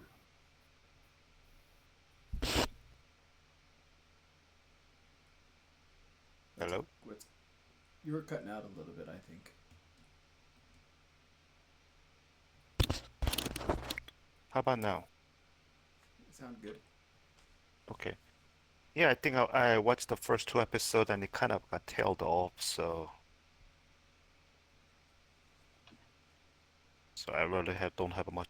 I Okay. think after second episode, I was starting to think that, oh my gosh, it's gonna turn to more of a tear-jerking tragedy. And I don't know if I want any of those seasons. I've got tossed into back, never really picked up since.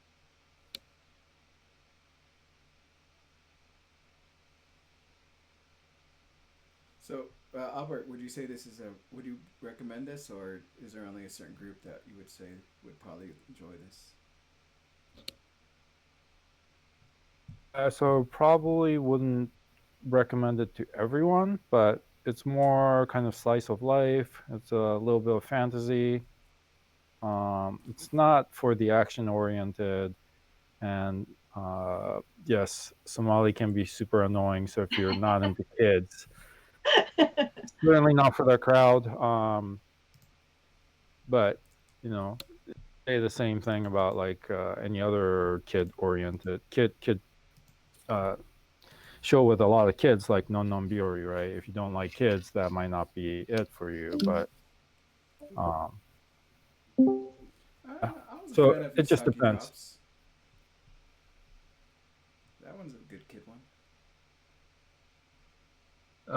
I just kind of wanted to say that I also dropped it as well, and it almost feels like a little disappointing that I did, because I didn't really watch past the first episode.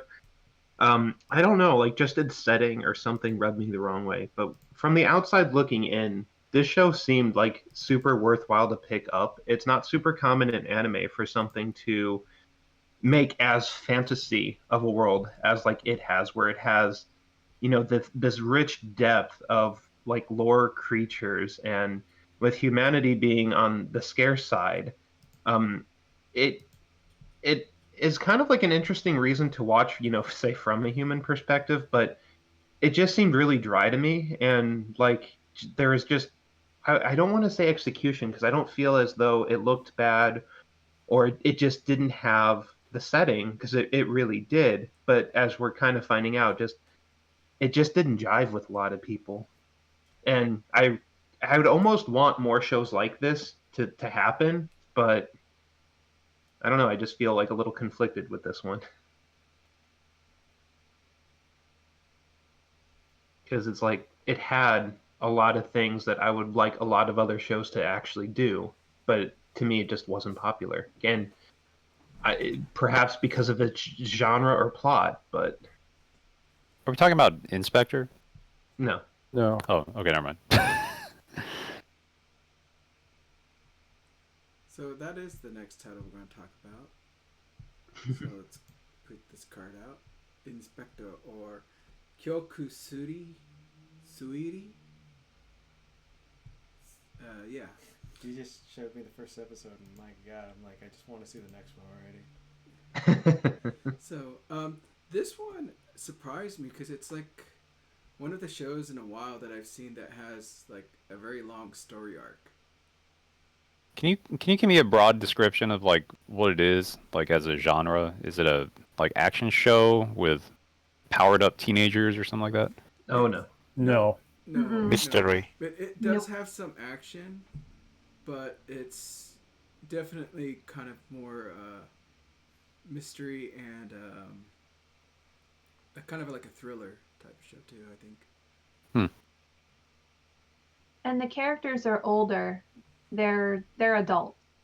I think the girl is what 16 at the start, but then the show fast forwards a couple of years. 17. 17, thank you.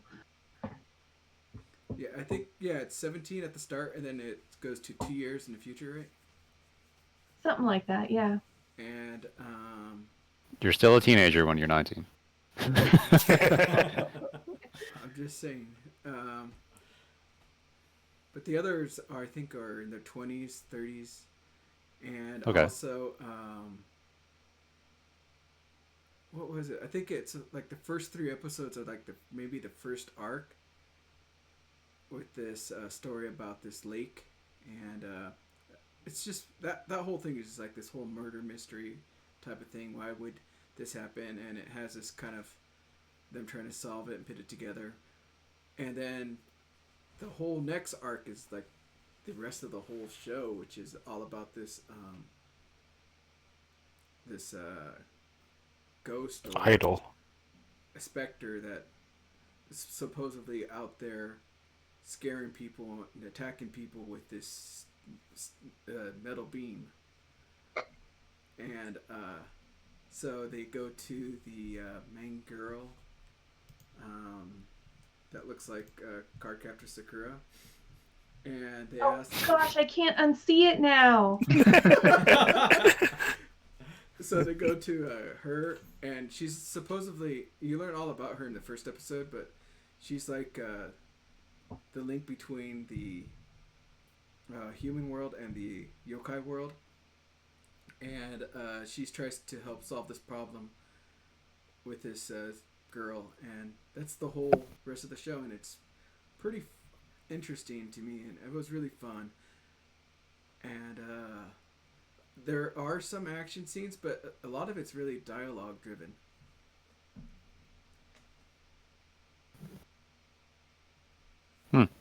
You would hate it, Sean. Okay. I mean, I was asking because it's directed by Keiji Goto, who is a name that I know. That's like he was a prolific character designer in maybe the late 90s, early 2000s, like Hyper Police and Nadeshiko, and like his characters always have like a certain look that you're like, oh, that's a Keiji Goto thing. Okay. So I was kind of wondering like how this anime turned out.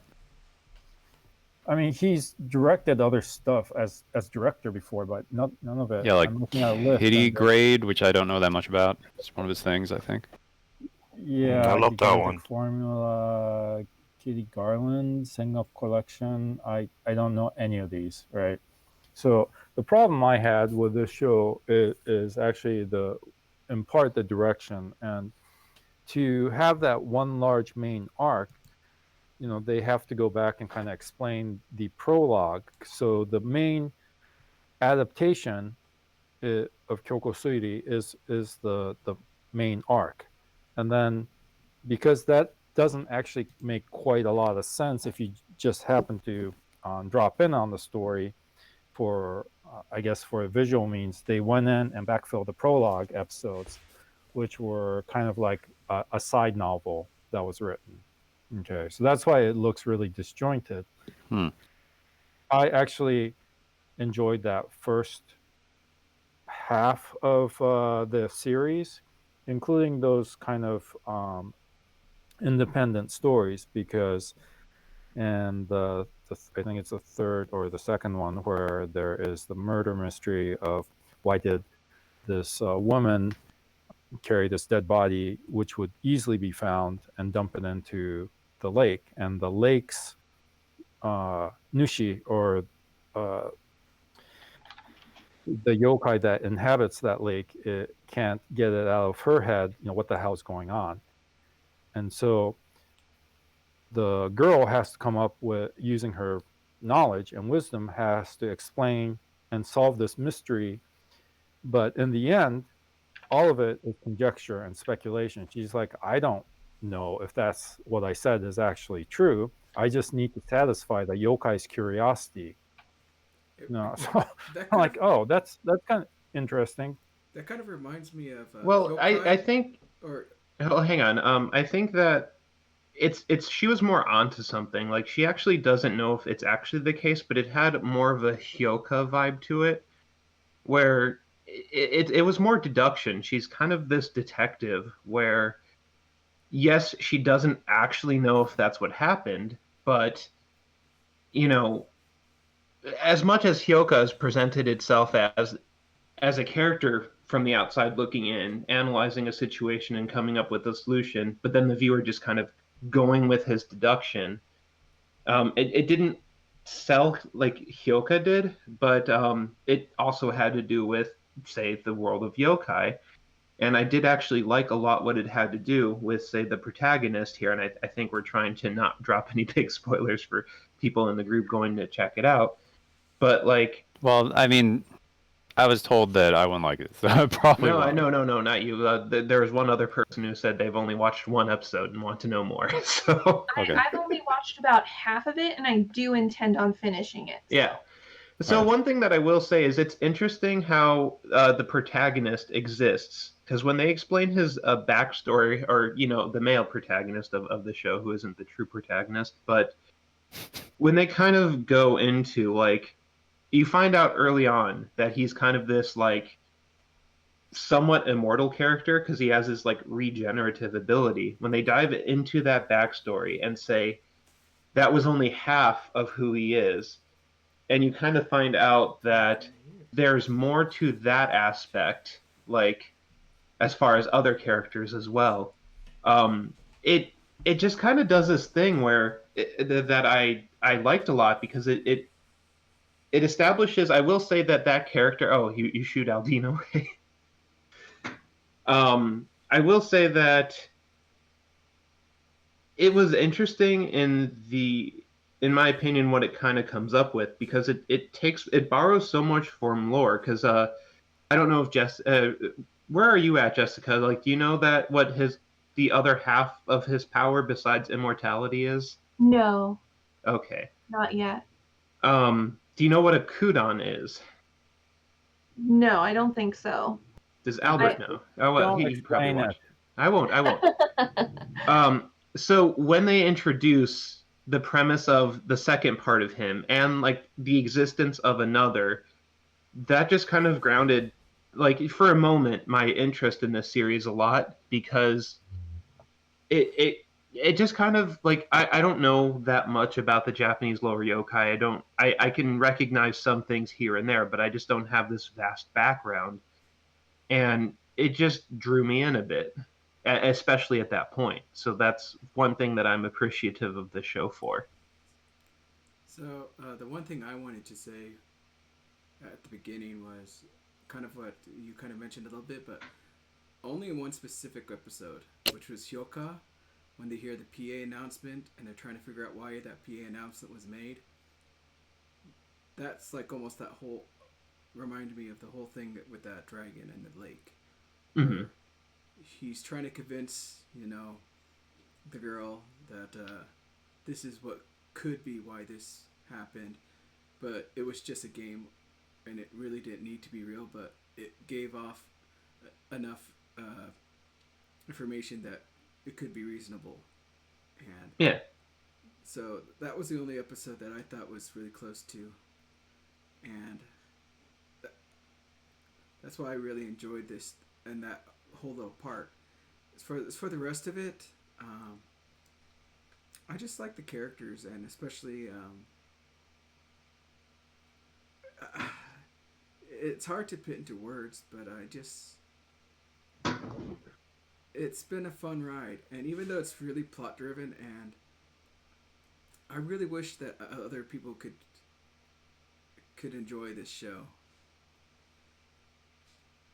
Like, unlike the other shows I've been watching, where I'm like, yeah, you might enjoy this, you might like this.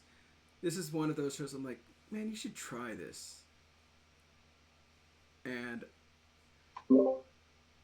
none of the other shows this series kind of do that for me, except for the Idol one, because I'm like, no one's watching that and they need to know. But No, I can't. I can't recommend this to anyone. I mean, I found the second half to be super boring. It was just a lot of exposition. Um, I didn't find the characters interesting. Especially Kuro. He's has these abilities and is voiced by Mamoru Miyano, and I think his talent was wasted on this on voicing this character. He sings the ED for the series, which is fantastic. I just go watch his YouTube music video. But What is a recognizable overall, character that voice actor has played?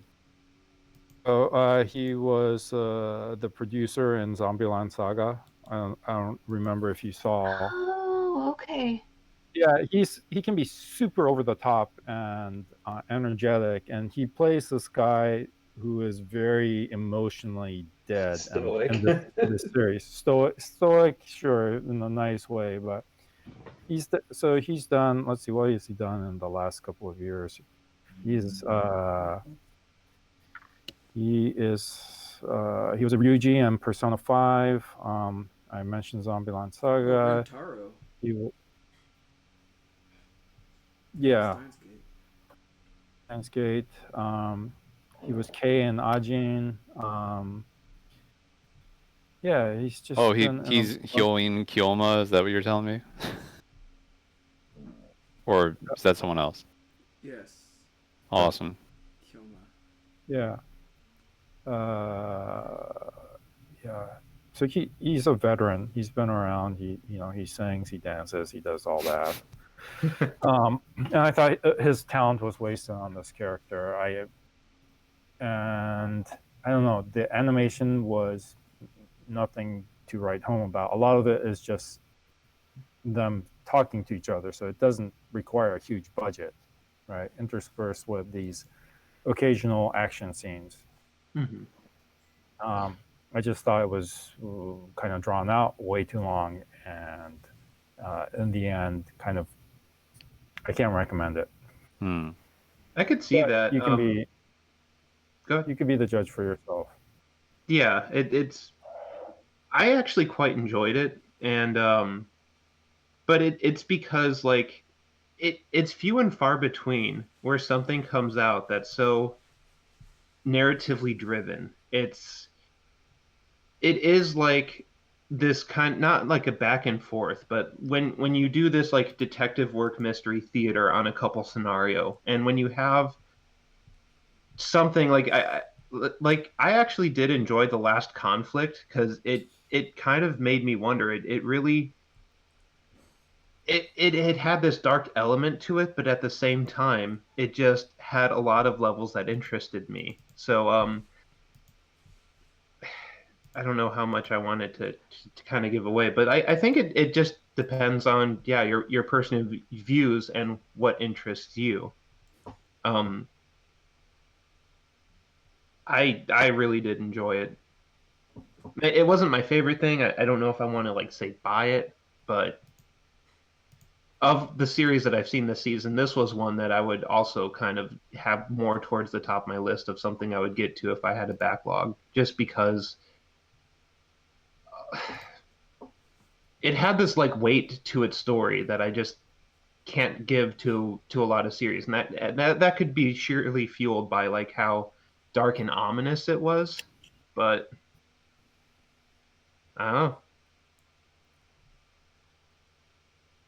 Like, it definitely wasn't my favorite thing of the season, but it surprised me, I will say. I didn't think that it was going to go on to do what it did.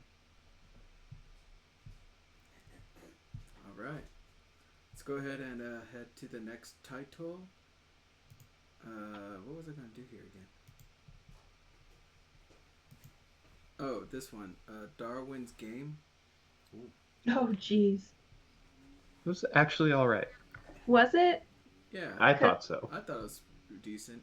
Or I saw the first episode and I really like the death battle royale stuff, but it kind of got on the back burner and then I just never picked it back up again. So, do you think it's worth a watch? Of anyone I know who have watched it, they've all pretty much liked it. And as I said, I think a lot of people fell off the ship because of like what happened at the end of the first or near the beginning of the second episode. I noticed antics like that will drop a lot of people, and I did actually have like this was probably one of the things that I watched as soon as it came out, just because of it was like not an action spectacular because like it's not that the animation was great, but the ability scale that they introduced and like just the sheer amount of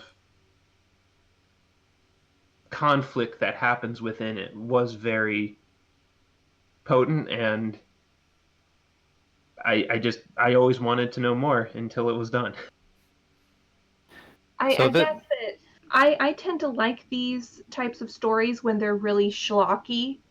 Would you classify this as kind of campy so bad it's good, or does it take itself too seriously? I don't think it takes itself like super seriously. It is definitely a little bit more serious than you would think. Because like obviously this type of fiction can't like exist in reality. Yeah. But I actually know someone this season who checked this out alongside, and this isn't like anything to this show's merit. This is just the perspective of the person. Please understand.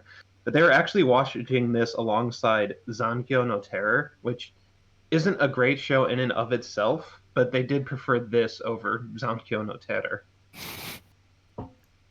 Like I said, not to this show's merit, because that's just, and I think it's just the type of fiction that it is, because even I went on to say, you know, that show is very much based in reality. This one is this like almost like Attack on Titan style like level fiction, where Attack on Titan's too much of a like. I'm not drawing comparisons. I just try to pull out of something out of recent, you know, just it can't feasibly exist in society today. there are a whole And- lot of these, though, right? Like you could basically call this its own genre now. Yeah, So yeah. is this about? I see the synopsis here, which is like, dude installs some dubious smartphone app, and then he's stuck in a game that he cannot quit. Isn't that like So- Persona? Some don't know Persona titles have like that, or Perhaps. No, Persona is not a death game. Death Dark. Kinda thing. Danganronpa. You're thinking of Danganronpa. I'm thinking of another one like they get an I'm also thinking of app like, on their thing and the whole world is comedy store, but they summon these creatures still from their phone. huh? Well, Eden of the East has magical cell phones in it. And that thing's old as hell. Yeah, I'm sure you could draw like a lot of comparisons because like this thing doesn't really do anything unique. But I will say that one of the interesting like aspects is the powers that it presents. It seems that people are used to certain archetypes of powers, but I don't know if there are people that literally have the same. While there's do they fight in the city? Do they have to like go to Yep. school, but then like fight each other after school or some shit like that? fights can kind of break out whenever, and it Okay. is very much in like Do they almost do in the they sense gotta pretend to live their normal lives, but then they're secretly trying to kill each other? So Is it one that kind thing of that thing? I will try to The dudes- spoil for people who watch this is like it's almost like a series like say Gantz or something, where there's a very real death game happening in the city, and for the Mhm. most part you try to keep the city out of it, but you don't. There's characters who really don't have to. So the game necessitates you don't talk about it in public, and you will basically be killed if you do. But there is basically members in this thing who started a gang. So when a gang inherits like superpowers through a cell phone app, they tend to think they are the shit and they could do whatever they want. And at one point, the cops got involved, and the cops were like, you know, just trying to shut down this gang. And, you know, police force members are going up against people with like super psychic powers. And you can kind of imagine how that ensues. The game doesn't necessitate you don't use your powers on normal people. It just doesn't want you talking about the game in public. That's like the only stipulation. Okay. Don't talk about Fight Club, Death Club. Yeah, don't talk about it. But like, you know, if the cops come knocking on your door, you don't have to not kill them. Is there a scene where there's a mysterious transfer student and then turns out that person is in the Death Club? Nope. Damn it. That's next season. But So yeah, so learning about each individual person's powers, and I think it ends too soon, but it does seem to be like almost the morality of the main character and how this thing kind of changes him and how he has to use the system to fight against itself. And that's kind of like, and it only starts doing that really near the end of season 1, because there will be a season 2. But it's like he kind of tries to take control of this kind of lawless space, because like a spoiler thing is like he wins an event, he gets a right to do something, the right to do something. He doesn't, it doesn't like overpower him, he just introduces more stakes in a way. And he kind of like does this big turf war, and he's trying to basically curb, like he's trying to stop the slippery slope that is this game, and that's kind of what drew me in. So I really enjoyed it. I recommended it to my friend to watch it, and you thought it was okay, right? Yeah, I thought it was pretty good. And about the seriousness, there were some scenes that I was like, they were trying to push this, how serious it was, and I just couldn't really accept it. Like, Nick, you might know about the box, right? When he sees this, right? I mean, I watched the whole thing. Oh, okay. So that was like this really serious the gang moment stuff they were trying to push. That I was like, oh, okay, come on. But it's just one of those shows that I wouldn't watch it for it being serious. It's one of those shows that's like, The concept. it's a good guilty pleasure, you know. Just Mhm. watch it for its little antics, its little battles that are going on. And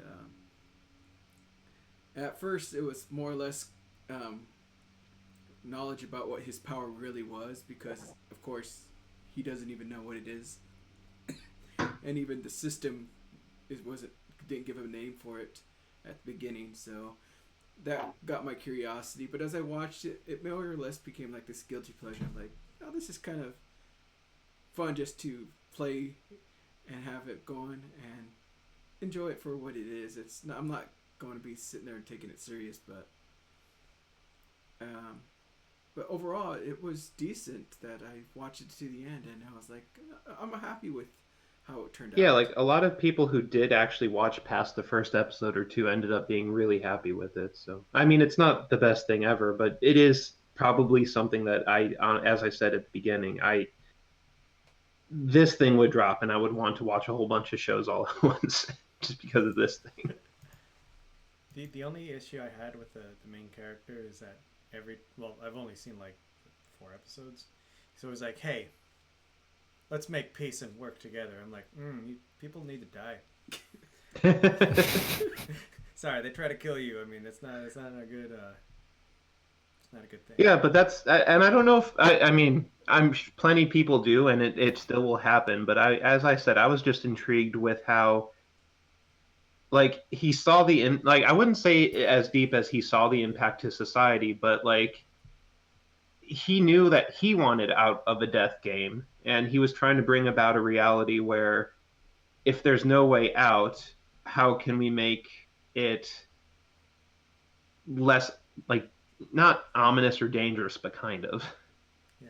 Like, let's like bring, let's make the Fight Club rules of the Fight Club. Put them in the dirt, no one else will get hurt. So, real quick, we are reaching the somewhat 2-hour mark, I believe, but are there any shows that anyone else wants to talk about? Because we do still have some of that stuff that was from last season that should have been finishing this season, right? I Not wanted to that know if many. anyone else had watched ID Invaded, Yo. and okay, and what they thought about it, because I was So disappointed. really, Yeah. it's not the action spectacular, but it is something that I probably right enjoyed up there with Darwin's Game. I liked probably it had a lot of good music, especially in the opening and ending sequences. I just found myself like jiving to it. The concept, I was a little floored. I will say it does go like supernatural or so. Like it's not grounded in pure reality, but that kind of made me enjoy it a little bit more because I had that problem with Psychopaths 3, where there's a character who learned mentalist abilities from his father, and he could like enter someone else's mentality, like enter a mental trance state, adopt someone else's mentality, and learn of like crime scene secrets because he's like rebuilding what they would have done, and like psychically almost getting clues at this point. And this show kind of had like a very similar premise. You know, people kill, this little doodad device can read that, and we can build this like this psyche, like this diveable into representation of what's going on in their head. And then like we have this super analytical team who's like just fact checking everything, like just for any clues to help catch the serial killer.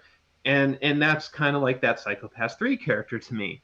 But then they kind of break the realism of it with saying, oh, like there was this character who just exists in the world, and she is like, you know, has this supernatural like ability, and that's how all this stuff works. And I'm like, okay, I can at least get that if you break it from saying, yeah, everything is practical here. But I liked it a lot. Hmm. It was I liked how the characters had not depth, but kind of gimmicks where and they were able to hide it so well. Like you have the character who like say drills a hole in his head, and you don't think he's going to have a lot to do with the story, and he kind of seems like this throwaway character, but towards the end he has this rather charming point that's introduced because of the reason why he kind of say drilled his head and how that helped to bring about the ending of the show. I just liked how it all meshed together, and I liked how they were able to say, like, here's this one character that breaks all like the physical rules as we know them, and this is how all this was allowed to exist in the first place. And I just enjoyed the heck out of it. Hmm. It was probably my favorite like not action show, like even though it had kind of action in it because of those dive sequences. But It I it just like being lost in like the head games it came up with. it started off with a very strong first episode, and Mhm. with that episode, my expectations were pretty high. Um, the problem I have is that its world is not consistent. And this is important in a mystery show because you have to have an internal logic in the show in order for the audience to sort of follow along and figure out the puzzles on their own. At least that's my approach to watching a mystery show is I want to feel like a brilliant detective and figure out Mhm. who done it. And so with this one, they would make certain statements and then contradict those statements in just the very next episode. And so it's just, well, this completely unravels. I also thought that the ideas that they came up and some of the concepts were brilliant, and that they should have either explored those ideas a little more. Um, and I also really liked the emotional journey of one of the protagonists, Nari Hisago. Mhm. Is he was truly a tragic character. Tank, if you like tragedies, this guy is your guy. He was a great character, but where it kind of shat the bed was with the ancillary characters. The team that they have working in the background are Mhm. completely interchangeable. Yeah. Is there's headband guy, glasses guy, girl, and none of them have any depth whatsoever. They could have been combined into one support character, and that would have been fine. Um, I go ahead. oh, it just there are some things that beggar belief, and then others that are fantastical but are more easy to accept. Yeah. So I kind of wish that they had a better writer for this show, because it really could have been one of the best of the season if the writing was stronger. Oh, and it was also really super obvious who the bad guy was. That was just a no-brainer. And so it was very painful to watch all of these, quote, brilliant detectives wandering around trying to figure out who this guy is. It's just, oh, dude. But yeah, I guess it depends on your approach. If you're okay with logical inconsistencies and just like the character journey, you'd probably be okay. But Yeah, I yeah. can't recommend this as a fan of mysteries. No, So if you're a I fan of agree there, mysteries, yeah. this is not going to work. I will say that when I usually do watch, say, mystery shows, I'm not on the forefront of trying to figure out who done it. I'm just more along for the ride, as I am with most shows. So that's why I probably enjoyed this one a bit more. One of the things that kind of, not in my opinion, fell apart, but just in a sense didn't jive with me, was kind of like, as you said, the bad guy might have been obvious to you. It wasn't necessarily to me till it was like just revealed as, oh, that's our bad guy. But as far as his like motivation to begin with was something that didn't jive with me. Oh, and yeah, agreed. And so that's the only thing I found a little dissatisfying about the whole show. But like other than that, I enjoyed almost every factor of it. I know Albert. I thought, did you try to look into this one or no? I watched the entire series. I was happy with it. I was the one that recommended it during the previews Mm-hmm. because it was based on it's an original, right? Yeah. And it does have some issues. And once I got further into it and realized what the system was, I mean, we've watched Psychopaths. Most of us have watched Minority Report, the movie version, right? So there are things that are painfully obvious, but it's also because the system was this weird black box. I wasn't expecting to be able to solve everything, or the internal logical consistencies might not be as strong because it doesn't present the world as it is, right? So things could be bent whatever way, and you're right, for a mystery show you kind of want to be able to follow along and make your guess, right? And with something like what was that, the Fate, Lord Malloy's case files, Mm-hmm. that's the same thing. It's set up as a mystery show, but because you have no idea about these magical rules, everything is gibberish in the end. Yep. And so that was a deeply dissatisfying show because I couldn't figure out what the hell was going on. Yeah. And there's a gigantic exposition of, because this Formula A follows Formula B. Well, I don't know there was even no Formula B, so what the fuck? Yeah. Right, they're like introducing all the concepts at the very end. Yeah, exactly. and Like as they're explaining it. what I liked about the setup is that they have these people diving into the murderer's id well. And what they did is they said that when you do that dive, you get this kind of amnesia where you don't really remember who you are. And I thought that was great because it puts us on the same page as the character doing the diving, so that we're all looking at it from the same point of information, and setting up those episodes where they do the dive as these little sort of lock room mysteries where you have to put it all together was really a very cool idea. I liked that very much. And I think that this is one of those shows that would probably do really well in an episode by episode type of storytelling, where it's, the idwell of the week. I think that would be pretty neat.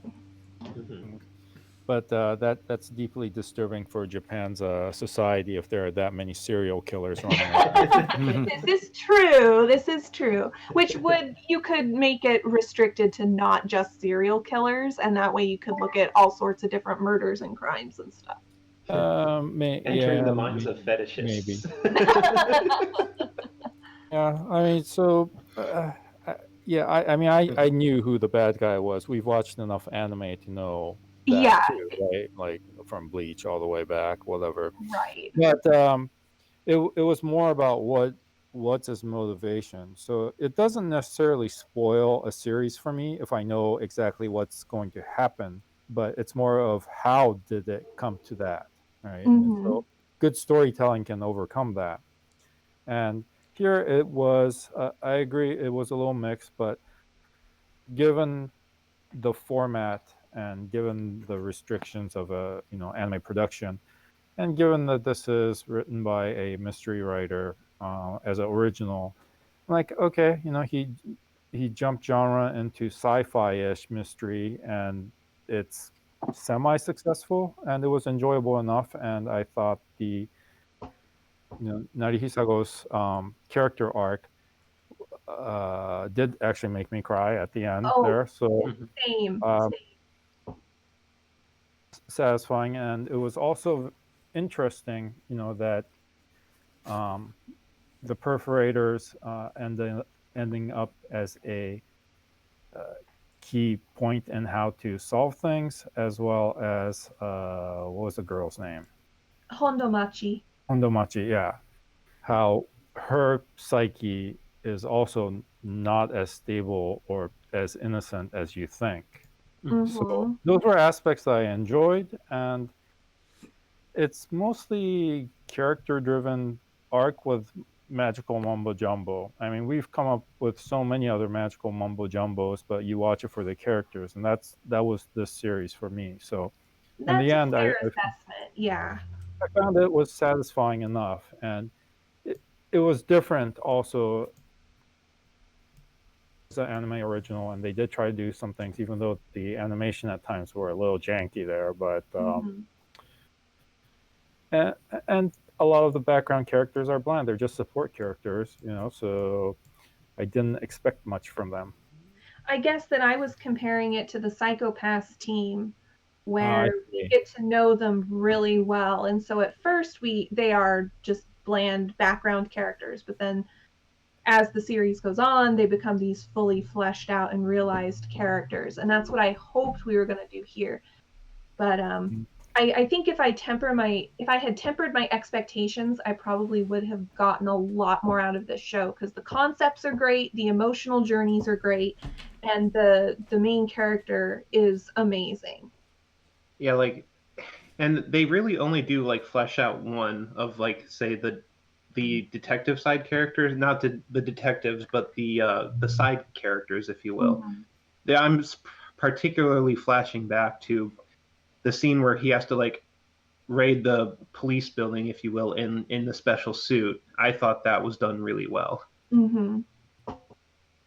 Like there was just a lot going on there that I just enjoyed. Like from the suit being, say, developed by a hospital to have a lot of things to help you handle extremely, I guess, stressful scenario, and just it's like what it did, what happened, and like how like not to try to spoil too much, but like how he kind of had that thing with the gun too. Like I just Mm-hmm. that stuff floored me. Like I liked the Narusugu, I'm just gonna call him, um, arc, but that thing I also was probably my second like just sheer most favorite scene out of this whole thing. Mm-hmm.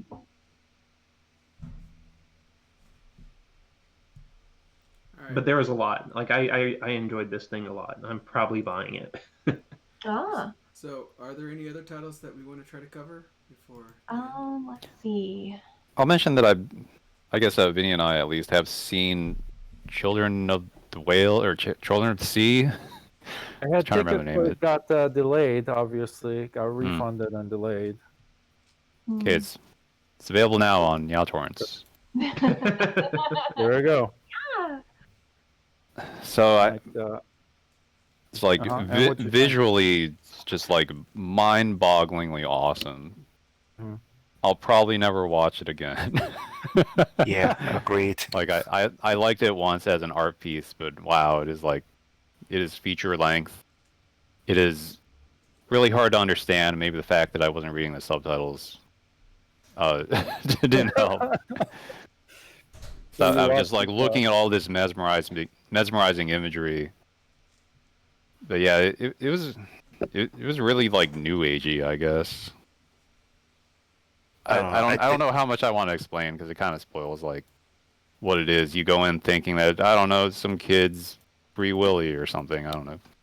They go swimming and they see some cool sea creatures, but no, it like escalates to an insane degree. Hmm. And by the end, you're like, holy shit, what is happening? I think I quipped about it a bit about how the we'll second. definitely check it out. It was on my list of things. So yeah, interesting times. I don't have any other title that I particularly want to talk about. So What were you saying, Vinny? Oh no, it's just jumping on the second half of the movie. I think I mentioned that it felt a lot like a 2001 Space Odyssey later part. It just completely threw me off and just confused me for too long. So So I was very confused, but it did remind me of other stuff that I saw that I'm like, yeah, this is something that Japanese media has done. Like, I don't know, the ending of Akira kind of came to mind.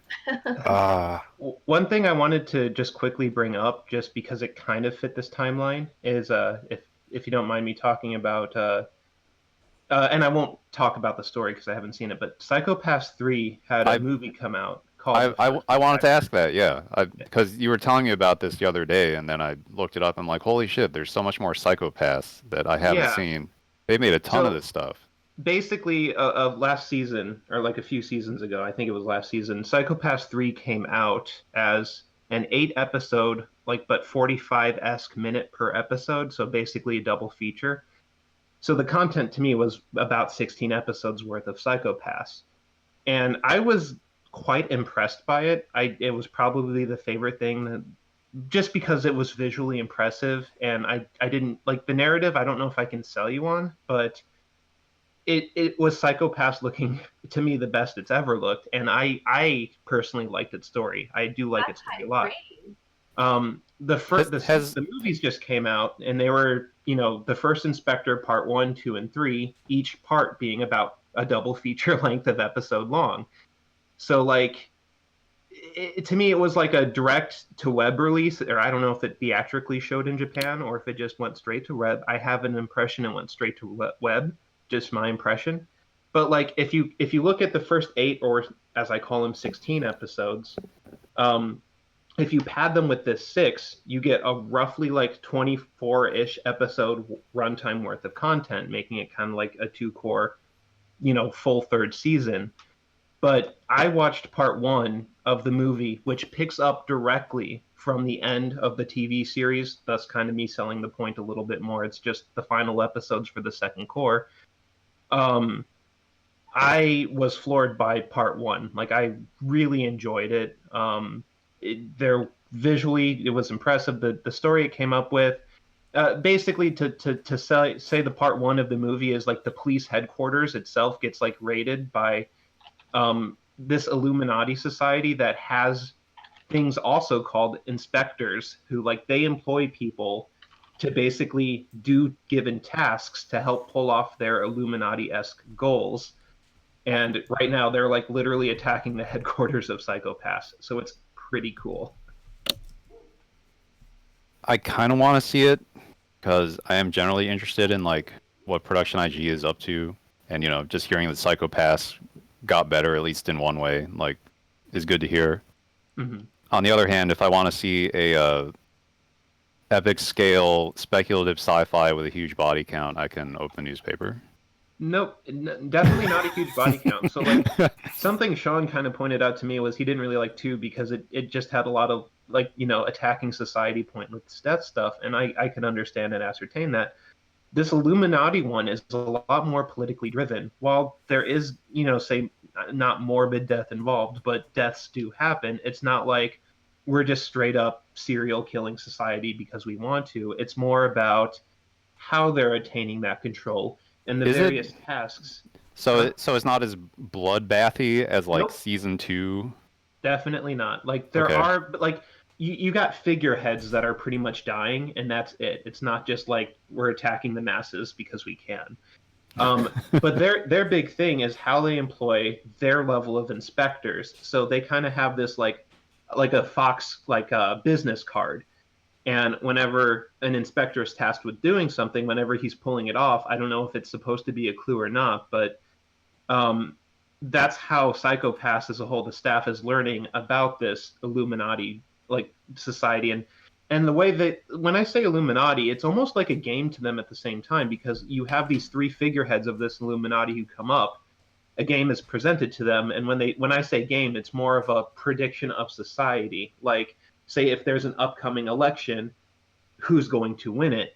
And then you see how this Illuminati is employing their, Fox Inspector agents to pull this masterwork off. And that's what I've enjoyed about it. And it's definitely not like we're using like VR to just subvert the system. Yeah, I might check it out. I feel like the window to enjoy this kind of entertainment might be rapidly closing. Yeah. So if nothing else, I would say just to maybe even check out the movie, just part one, even if you don't know like much about the introduced new characters. It's just, in my opinion, so worthwhile to maybe incentivize you to go back and watch the Psychopaths 3 from the get-go if it's cool enough, maybe. But I've really enjoyed it. It's honestly, to me, it's my favorite Psychopaths ever. Okay. I kind of wonder about things like Psychopaths, and like a friend of mine tried to get me to watch Westworld recently, and I couldn't get into it. Yeah.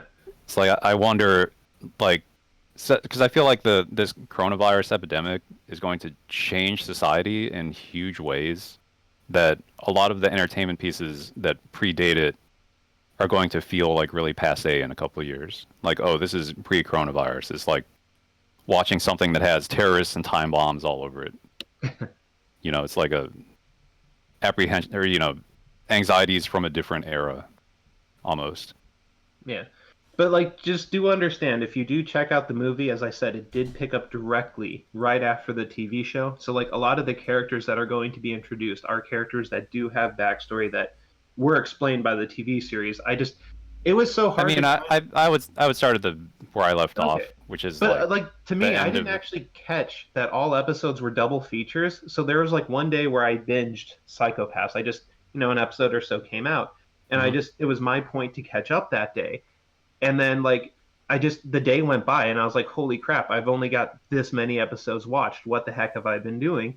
And that's when I noticed they were all double features. So you didn't notice that the episodes were double length? No, I personally didn't. Like, they were pretty, in my opinion, I was so enthralled in what they were doing. It was I'm so attuned to the rhythm of like 24 minutes, opening goes here, eye catch goes there, then ending goes here. No, it has an opening and ending. It just that like when something's just like a little bit longer, I'm like, wait a minute, how long is this? It's like, oh, this is 25 minutes. It's longer than usual.